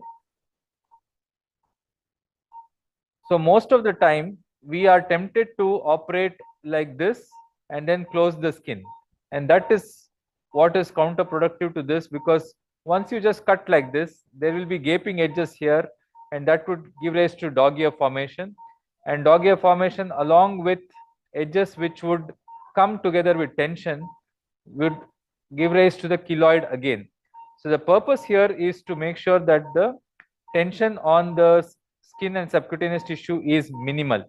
And that's why the skeleton underneath has to be very strong and holding the tissues together so that the skin can come together in approximation without any tension in between them. Also, in the post-operative period, make sure your patient is strict on follow-up and is not lost to follow-up. Now, here, since you can see that the keloid is very broad-based on the helical margin, we can afford to cut part of the cartilage and remove a part of Burroughs triangle to get the shape again back, that you will see it in a while. What I've done here is the markings beyond the keloid zone so that I can match the triangles accordingly like a jigsaw puzzle. If you can see here, we have drawn a convex, this one here, and a convex in this direction, so that this flap goes and sits into this flap. Well, this triangle gets into this triangle, and you can see that this will come together. So the planning of your incision is also important. While posteriorly, again, you can see that this incision goes down and curves like a V, so that these two edges come together when you close the wound. So let us start with the excision. Now, if you had seen in the preoperative photographs, give 11 number blade, Rahul brother. Preoperative photographs, you could see that the ear was pointing outward because of the weight of the keloid itself. Now, that is something which we can take use of, or rather we can take an advantage of that, because yeah, microscope, but we are showing the external camera now. Get the external camera feed, please, Prashant. Don't get the microscope feed. I'll tell you when the microscope feed has to come. So I'm just going along the lines of marking which I have done already.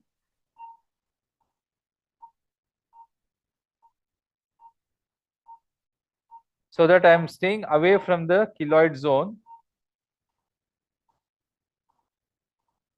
The reason to stay away from the keloid zone is any amount of remnant cells which have a very strong memory has to be removed, because cells having a strong memory of a previous injury will induce another bout of keloid formation.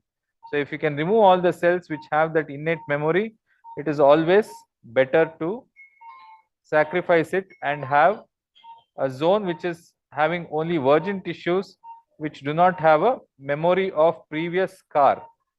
And this is quite relevant when you're doing a recurrent keloid, because the patient has already come to you for a second time surgery. Wet gauze piece, please. So after you have made out the markings with the 50 number blade, so hold the keloid in your hand. Try not to hold with a forceps, 11 number blade. And complete the corners of the cuts with the 11 number blade. So don't be hesitant to cut into the cartilage here, because you have already made the markings and you are planning to go beyond the edges. Now, at a point in time, I will show you the places where the keloid will be entering into the cartilage zone, and that is the zone that you will need to see under the microscope. Obviously, I am wearing the loop. That's why I'm able to see a lot of detail when I'm doing it. We wanted you also to see the detail, and hence we have attached the microscope. I'll just show you in a while what are the details in the submicroscopic level or the microscopic level that you need to be sure when you're doing a keloid. That's why anybody doing a keloid, we would suggest wearing a loop and doing it, because there are so many more details that you can see when a loop is in place or a magnification is in place. So we utilize something called as the traction counter traction technique to make sure that the keloid is excised in toto. For now, I am just excising at the level of the cartilage. Brother, keep mopping as I'm doing, okay? So it's essential for us to maintain the skin here so that we can match it into the skin edges like a jigsaw puzzle. Ultimately, patient won't remember that they had a keloid. All they'll remember is you made the ear misshapen. They came to you for a cosmetic reason. So preferably give a ear which looks like a ear as well. If it looks very flat on the top and the rounded contour is lost, then obviously patient won't be happy with it. So you can see that now I'm cutting into the cartilage. Now many a times we are hesitant to cut into the cartilage. The reason being, we think that if we cut, we might end up giving more deformity. Don't be, because this V shape here or the Burroughs triangle here will close comfortably along the axis. I'll show you in a while. So I'm just excising the cartilage along with the skin here, which is having a keloid. Mop, please. Thank you. So I'm just staying in the anterior perichondrium and then the cartilage. The reason to excise this tissue is If you don't do this, then the closure won't be appropriate.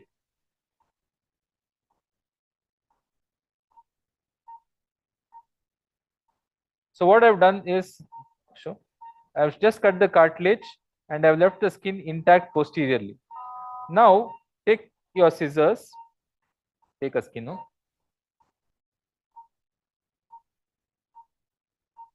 Is it seen on the screen? Okay, so you ask your assistant to hold here and take the scissors, sharp scissors. Any other scissors? The other one.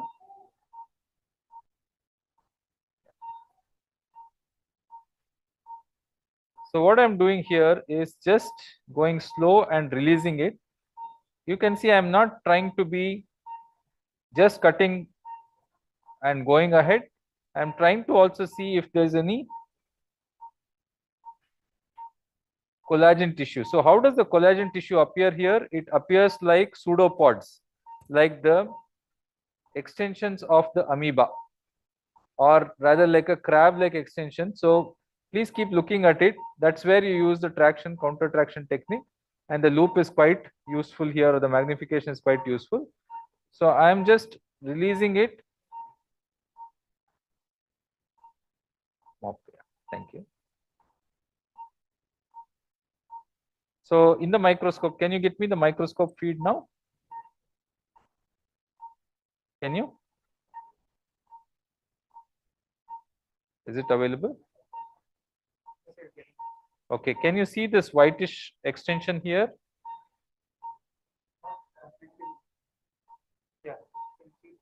Wait, I'll need to adjust the microscope. Sorry.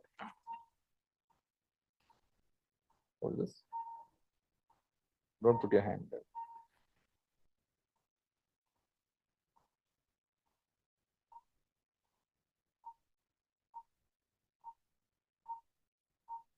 Is it seen? Was shining too much, isn't it? You can switch off the microscope. Yeah, that light you can switch off. Microscope light you can switch off. Microscope light. Is it better? Slightly better. Okay, show me the scissors. Glare is too much. Then you can switch off my light, switch on the microscope light. Switch it off, switch it off. Off, it's on actually. Switch on the microscope, please. Is that better? Better?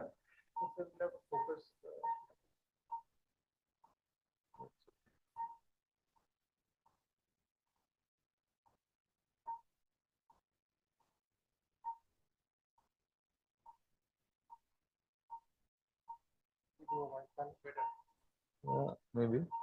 White balance.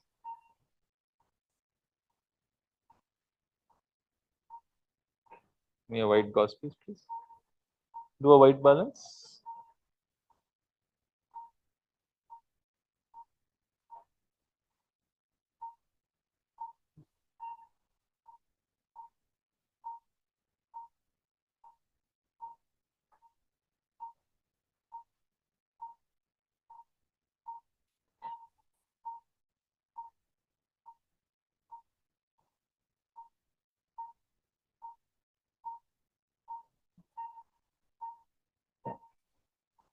So what I'm trying to show here is the tissue which we usually, wet gauze piece, please. Can be seen? Please concentrate on this edge here. Can you give me one forceps, brother? Thanks.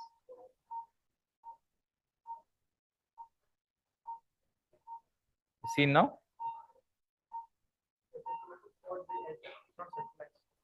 Okay. You can handle the microscope rather than. I want to show these tissues what I am able to see. Wear a gloves and come now. Why you want to do it unsterile?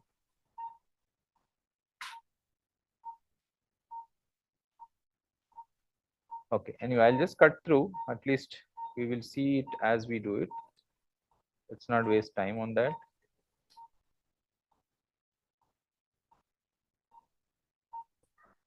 Top light.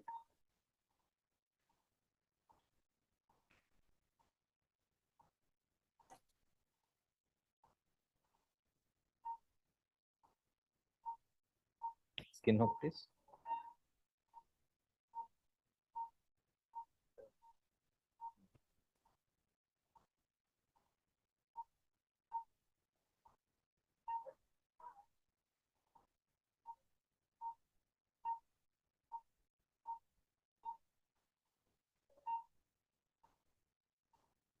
Okay. Can you see? Seen, not seen. The yes is coming so very feebly.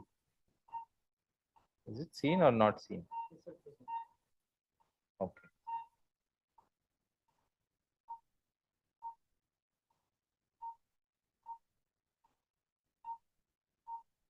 Okay. So what you can see here is I am in the safe zone, but what is an unsafe zone when you're removing a keloid is, in a while I'll show it to you. Mop this. Use wet gauze, please, brother.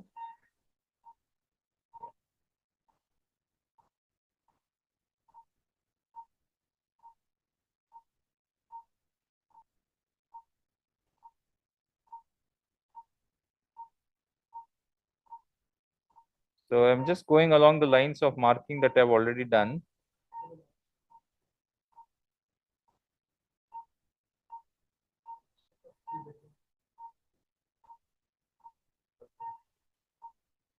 Can you see anything right now in the microscope? Okay, can you see this dot here? Here, you can see that white dot there.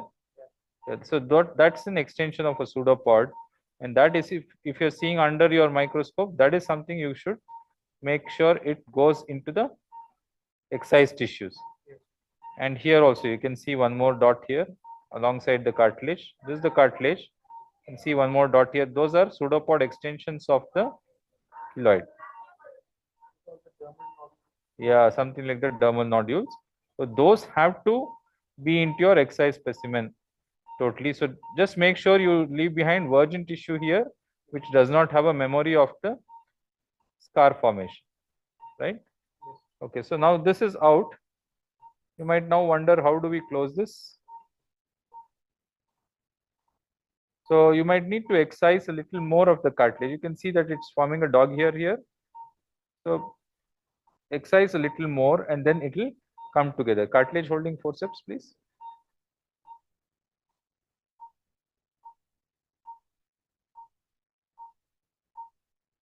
Knife, please.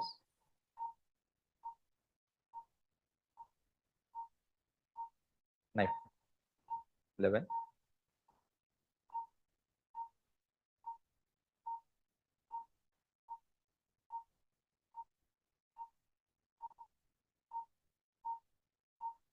Can you hold like this?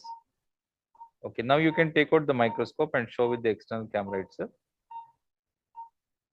I just wanted to show those pseudopods, and that's why we had that in focus.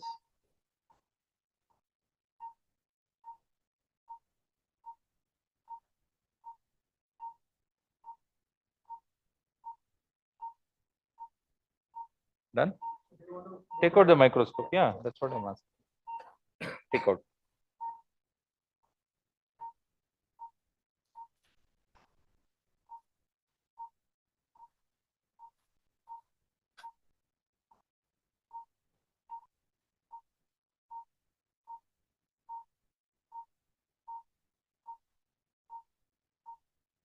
So the earlier marking was not sufficient, or the Burroughs triangle was not sufficient. So I'm just extending the Burroughs triangle and taking out another V of cartilage so as to get it together and make sure that the dog ear doesn't form.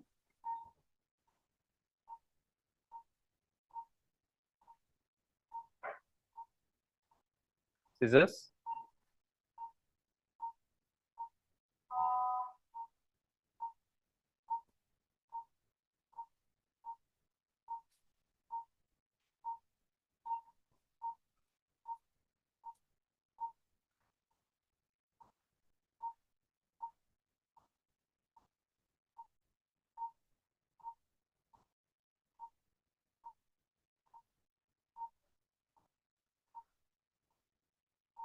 Okay. So PDS, please.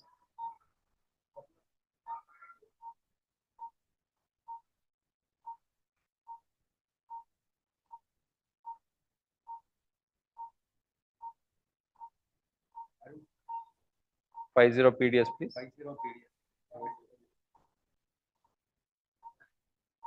So this is how the edges will come together, and you have to match it accordingly to get the skin together as well, doing a tension-free closure.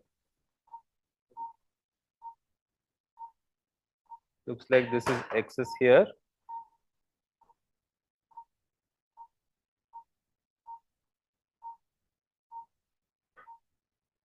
Rather take this. PDS.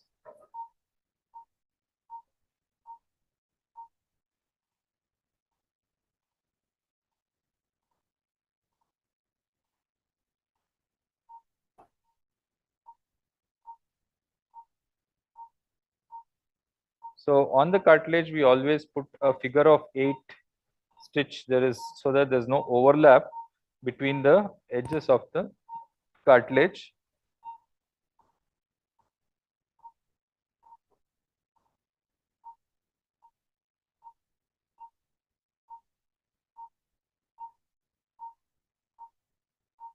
So the figure of 8 stitch is to opposite edges, so it comes together in a clean fashion. I'll just show you how it is knotted. So it literally crosses over. You see that the knots are crossing over each other so that the edges come together correctly. Okay. So there might be excess folding here. So you will have to adjust that by doing another stitch. I'll just show you in a while how it is done.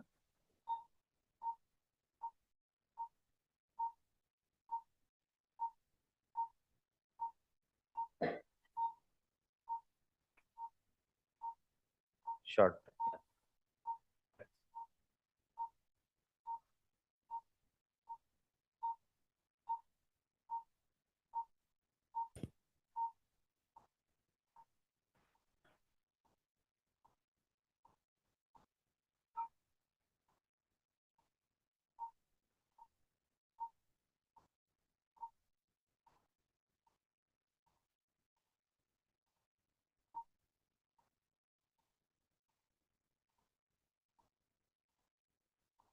So this I want the edges to invert inside. So I'm going to put a simple stitch here.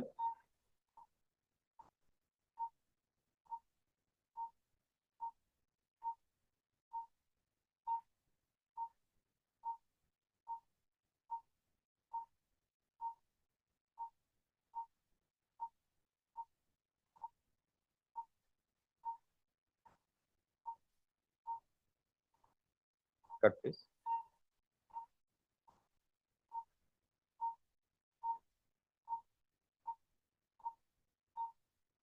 So when we started off, it obviously felt as though it wouldn't close. But you can see slowly and steadily the formation is coming up. Okay, wherein you can do a tension-free closure. Here the cartilage is bulging out a little, so I'll excise that additional cartilage. Knife, please.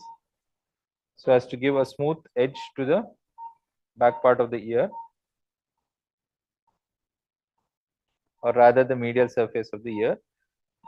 Now, if you remember, I told you about using the anteriorly curved cartilage or more prominent ears to your advantage.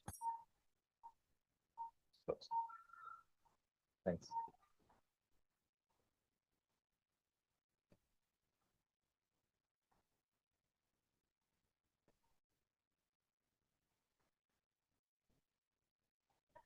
So this excision here, of course, again, it's a limited extent. Don't go on excising, and it will possibly leave a additional defect which you won't be able to correct unless you replace cartilage. So be conservative with the excision as well. So we utilize the loops as much as possible to give a near complete closure And during this, if you see, we are putting stitches onto the cartilage to make sure that the tension is taken out fully. And I'm putting simple stitches here so that the edges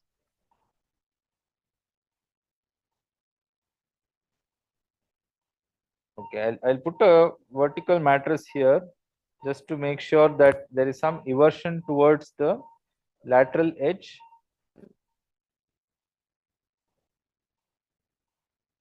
So it's all about how you design the ear as well, because she obviously would be very concerned about the design, and she's come for a cosmetic purpose.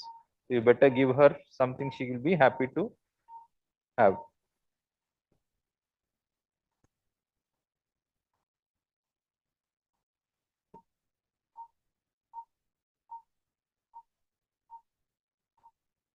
So in this, there are various forms of keloidal helical excisions. One is an advancement flap based on the helix itself. The second is something we call as a stellate excision, where the incision looks like the church cross. The other is a V-shape excision, what I did right now, which will cut this.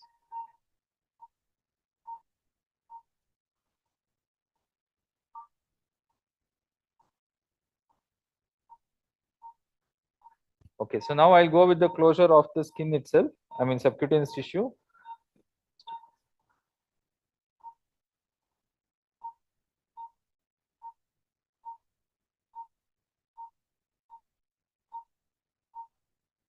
So we need to match this into this.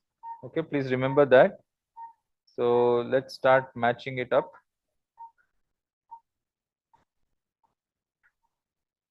As I told you, a tension-free closure is quite crucial. And please get your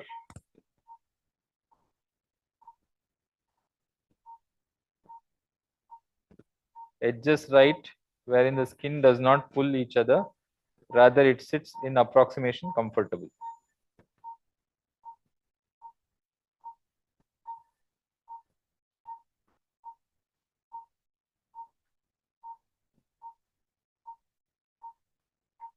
There's also a reason why we use PDS as compared to the other sutures available in the market. PDS is more like a monofilament and the reaction is less. It lasts a little longer, that is 3 months or so before it dissolves away. So it kind of keeps the tension on the wound when the skin is healing, because if the suture dissolves away early, with a saline wash, or keep a wet gauze piece, wet saline gauze piece, which is having dripping wet tissues.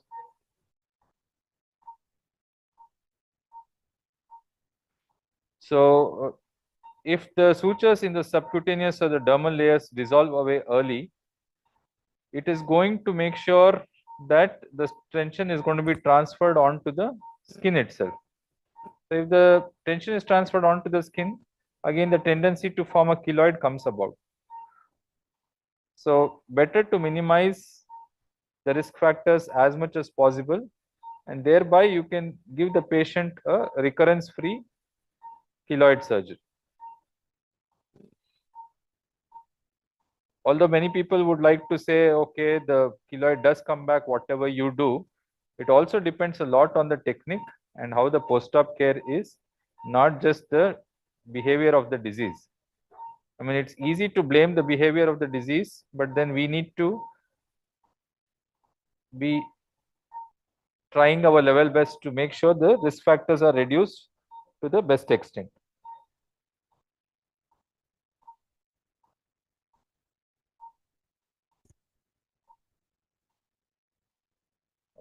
So you can see here that the skin is excess. So what I'll try to do now is, this edge will anyway come forward here without much stress. So I will advance this edge here like a VY advancement. So again that the tension is reduced. So for that I can release the skin a little bit to get these edges together.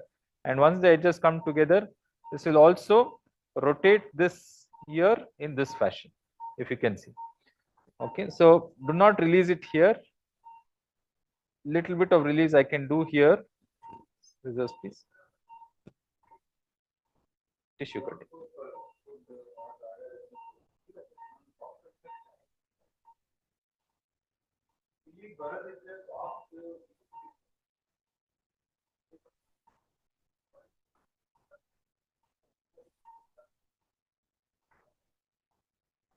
Okay, so let's first suture these edges together and see how the lining comes up, and then we will do the VY advancement as is necessary.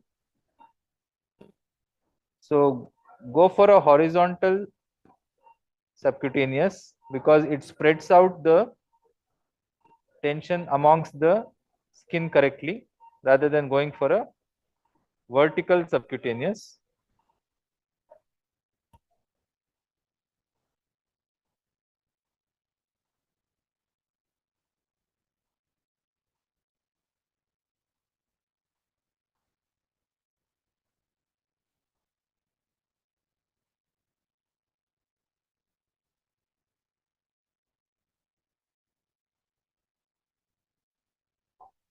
Also, having a broad base on your subcutaneous tissues will help spread out the stress, even if it is there, across the wound rather than in one point.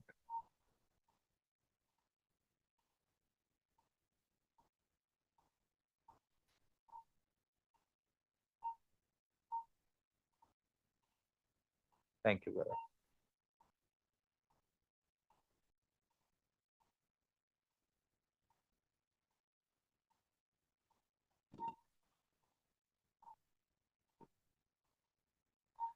So the purpose should be to have a skin closure by the time you finish your subcutaneous tissues.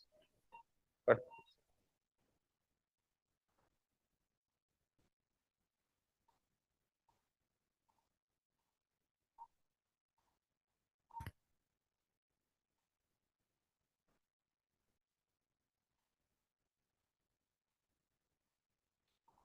so we'll be finishing in another 10-15 minutes. This was just a simple case for us to do because we want you all to improve doing more keloids, and if at all you are having recurrences, maybe know the reason why the recurrence may be coming. There is a concept of removing a keloid partially and closing it with the feeling that anyway it does come back, so why remove it fully and give intralesional steroids. That school of thought held for some time, but then over time we realized that whatever keloid tissue is there, it definitely tends to add to the burden of the recurrence. We try to remove maximal and reconstruct within the purview of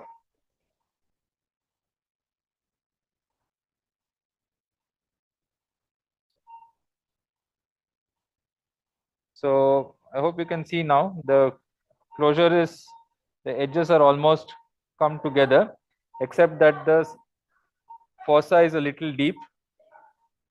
That's a draw that I have to take because of the closure of the cartilage itself. Cut this. Short. Short. Short. Short.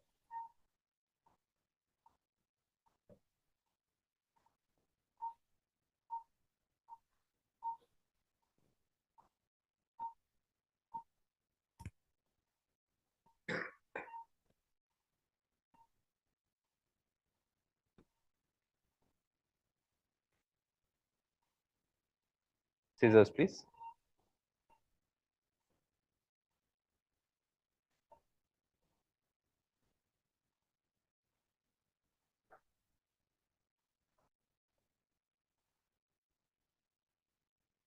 So you can see that what was getting pulled here and excess, you just advance it in such a way that the closure is complete here.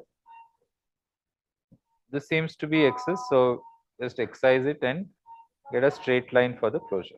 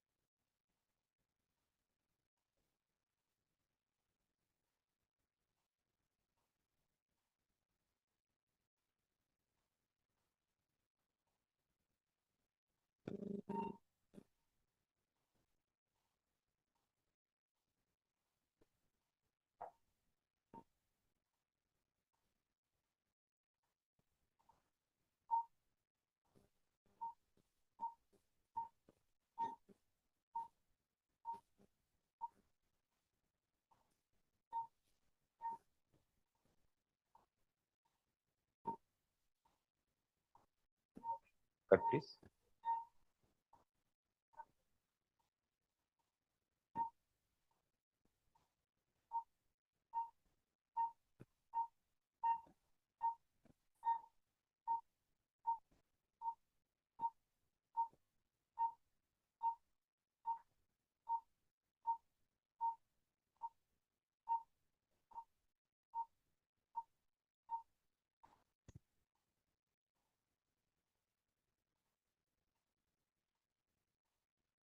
So this is the last subcutaneous stitch that I'll be putting, and after that we'll go into the skin stitches. Brother, skin. Yeah.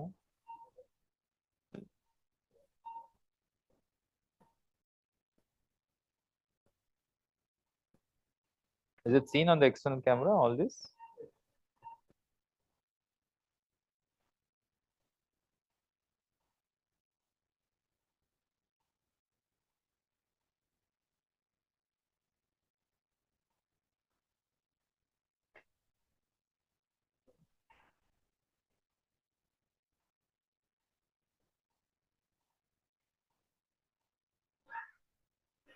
Cut, please.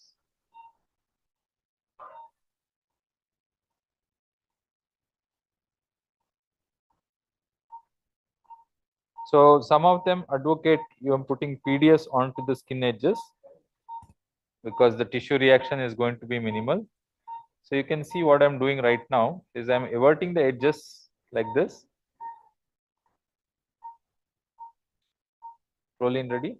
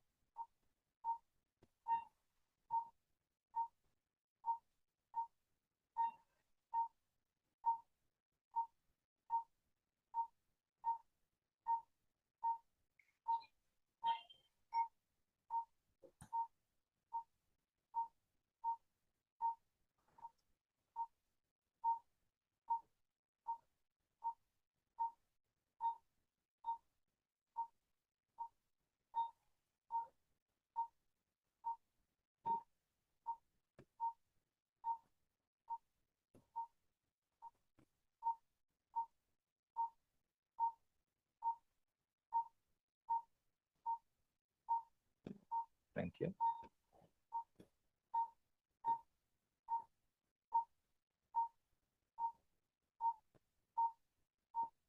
Short.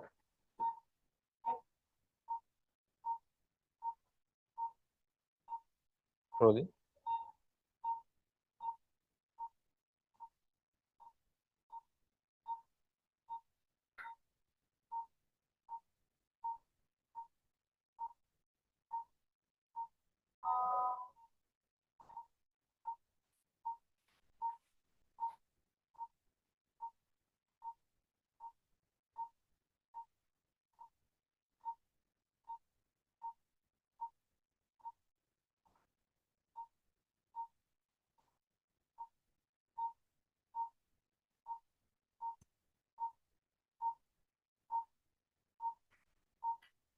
So I prefer using a horizontal mattress here to get the edges together. Yeah, that's okay.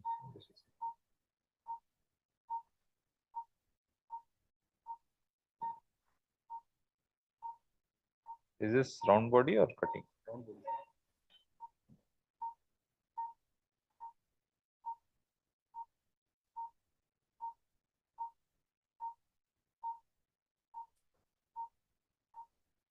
Long.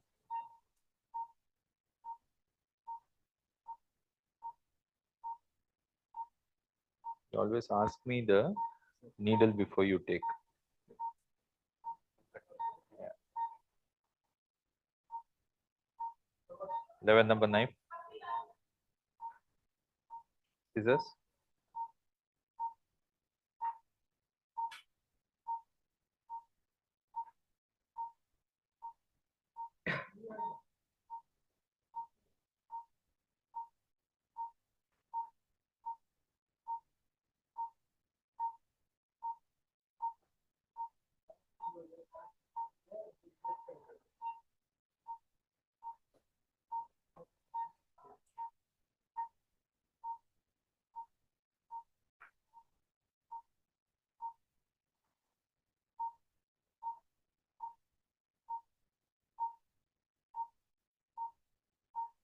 Is this seen on external camera? These edges and all? Yeah. Seen, huh? So we need to make sure that we avert the edges here and then suture appropriately and in the correct plane. Don't just pass it,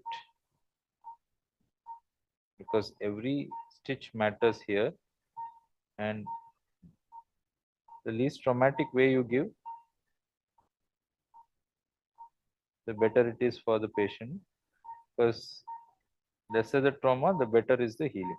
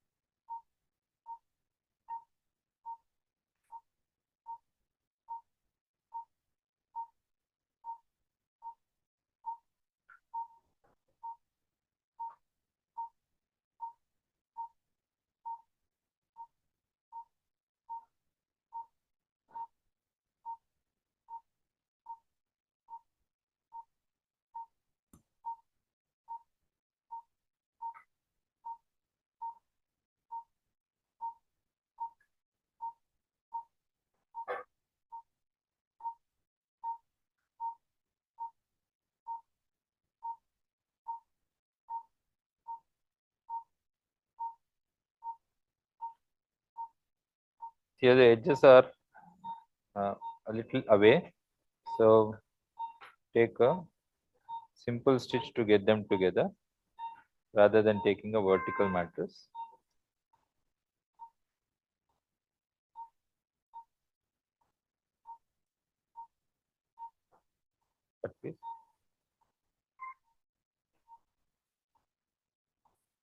There's a reason to put interrupted stitches, because each segment is a potential stimulus to keloid formation.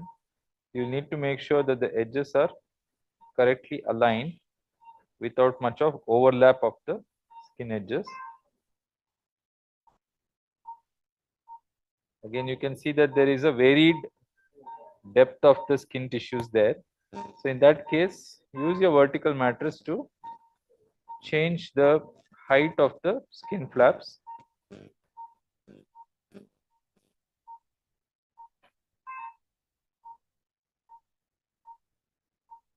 So one side where it is lower down, take stitches closer. Where it is higher up, take stitches far away, so that the edges come together without the dermis facing the epidermis.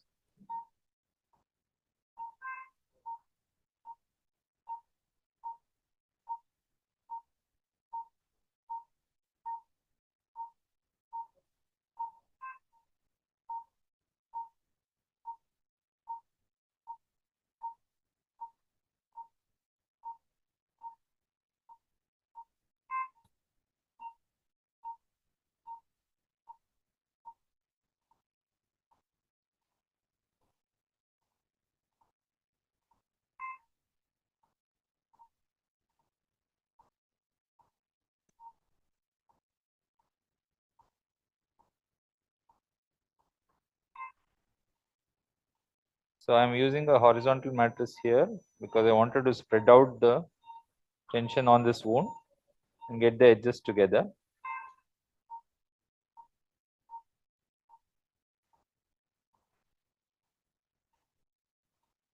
So you can stop the sedation, sir. We are done in 2 minutes. Stop, no? Okay. Is she awake or sleep? Okay.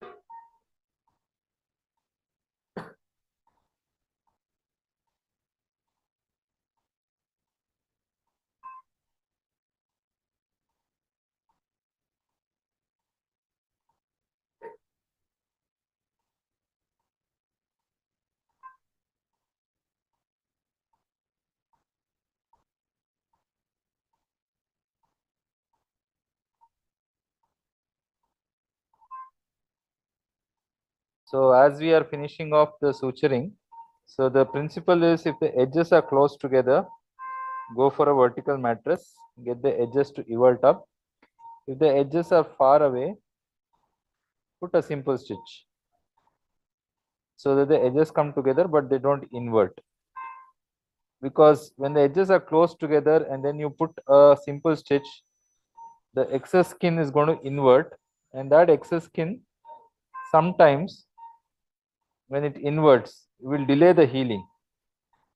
And if it delays the healing, that again becomes a stimulus for the keloid formation. And try not to give any such impetus or stimulus. If you have excess skin, let it project out like you see here, let it project out, but don't get the edges or rather the skin to face each other.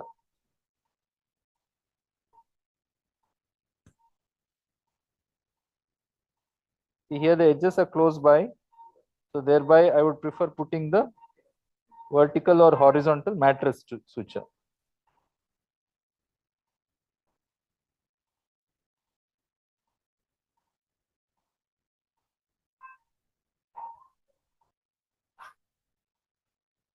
What's the time?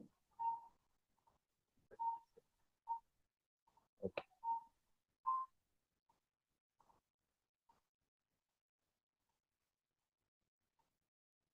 Yeah. So thank you for patiently watching the surgery, and it was very nice of you to stay so long, at least online. That's what I am told. And this patient's regular post-op care will be having ointments applied continuously and a small dressing put for 2 days. And she will be coming back after 2 weeks for the injections, intralesional injections. In focus here, focus is gone, is it? Yeah. Thank you. No, just dressing, gauze piece.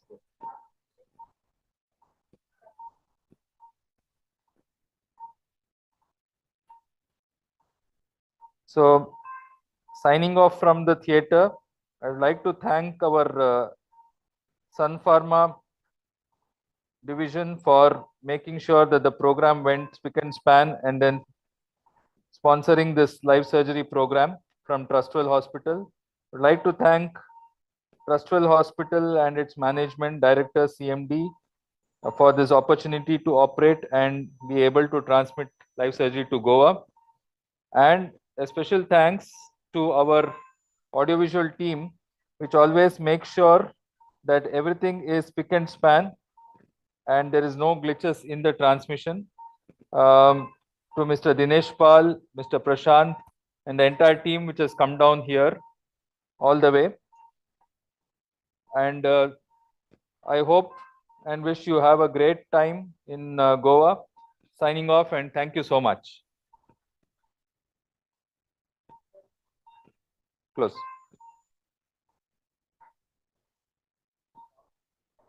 Just put a U-shaped dressing and then apply. Okay. Thank you. Thanks. Yeah, but just to show it to the patient. She's fully asleep. Huh? Switch off my mic, no? Brother, minor OT set.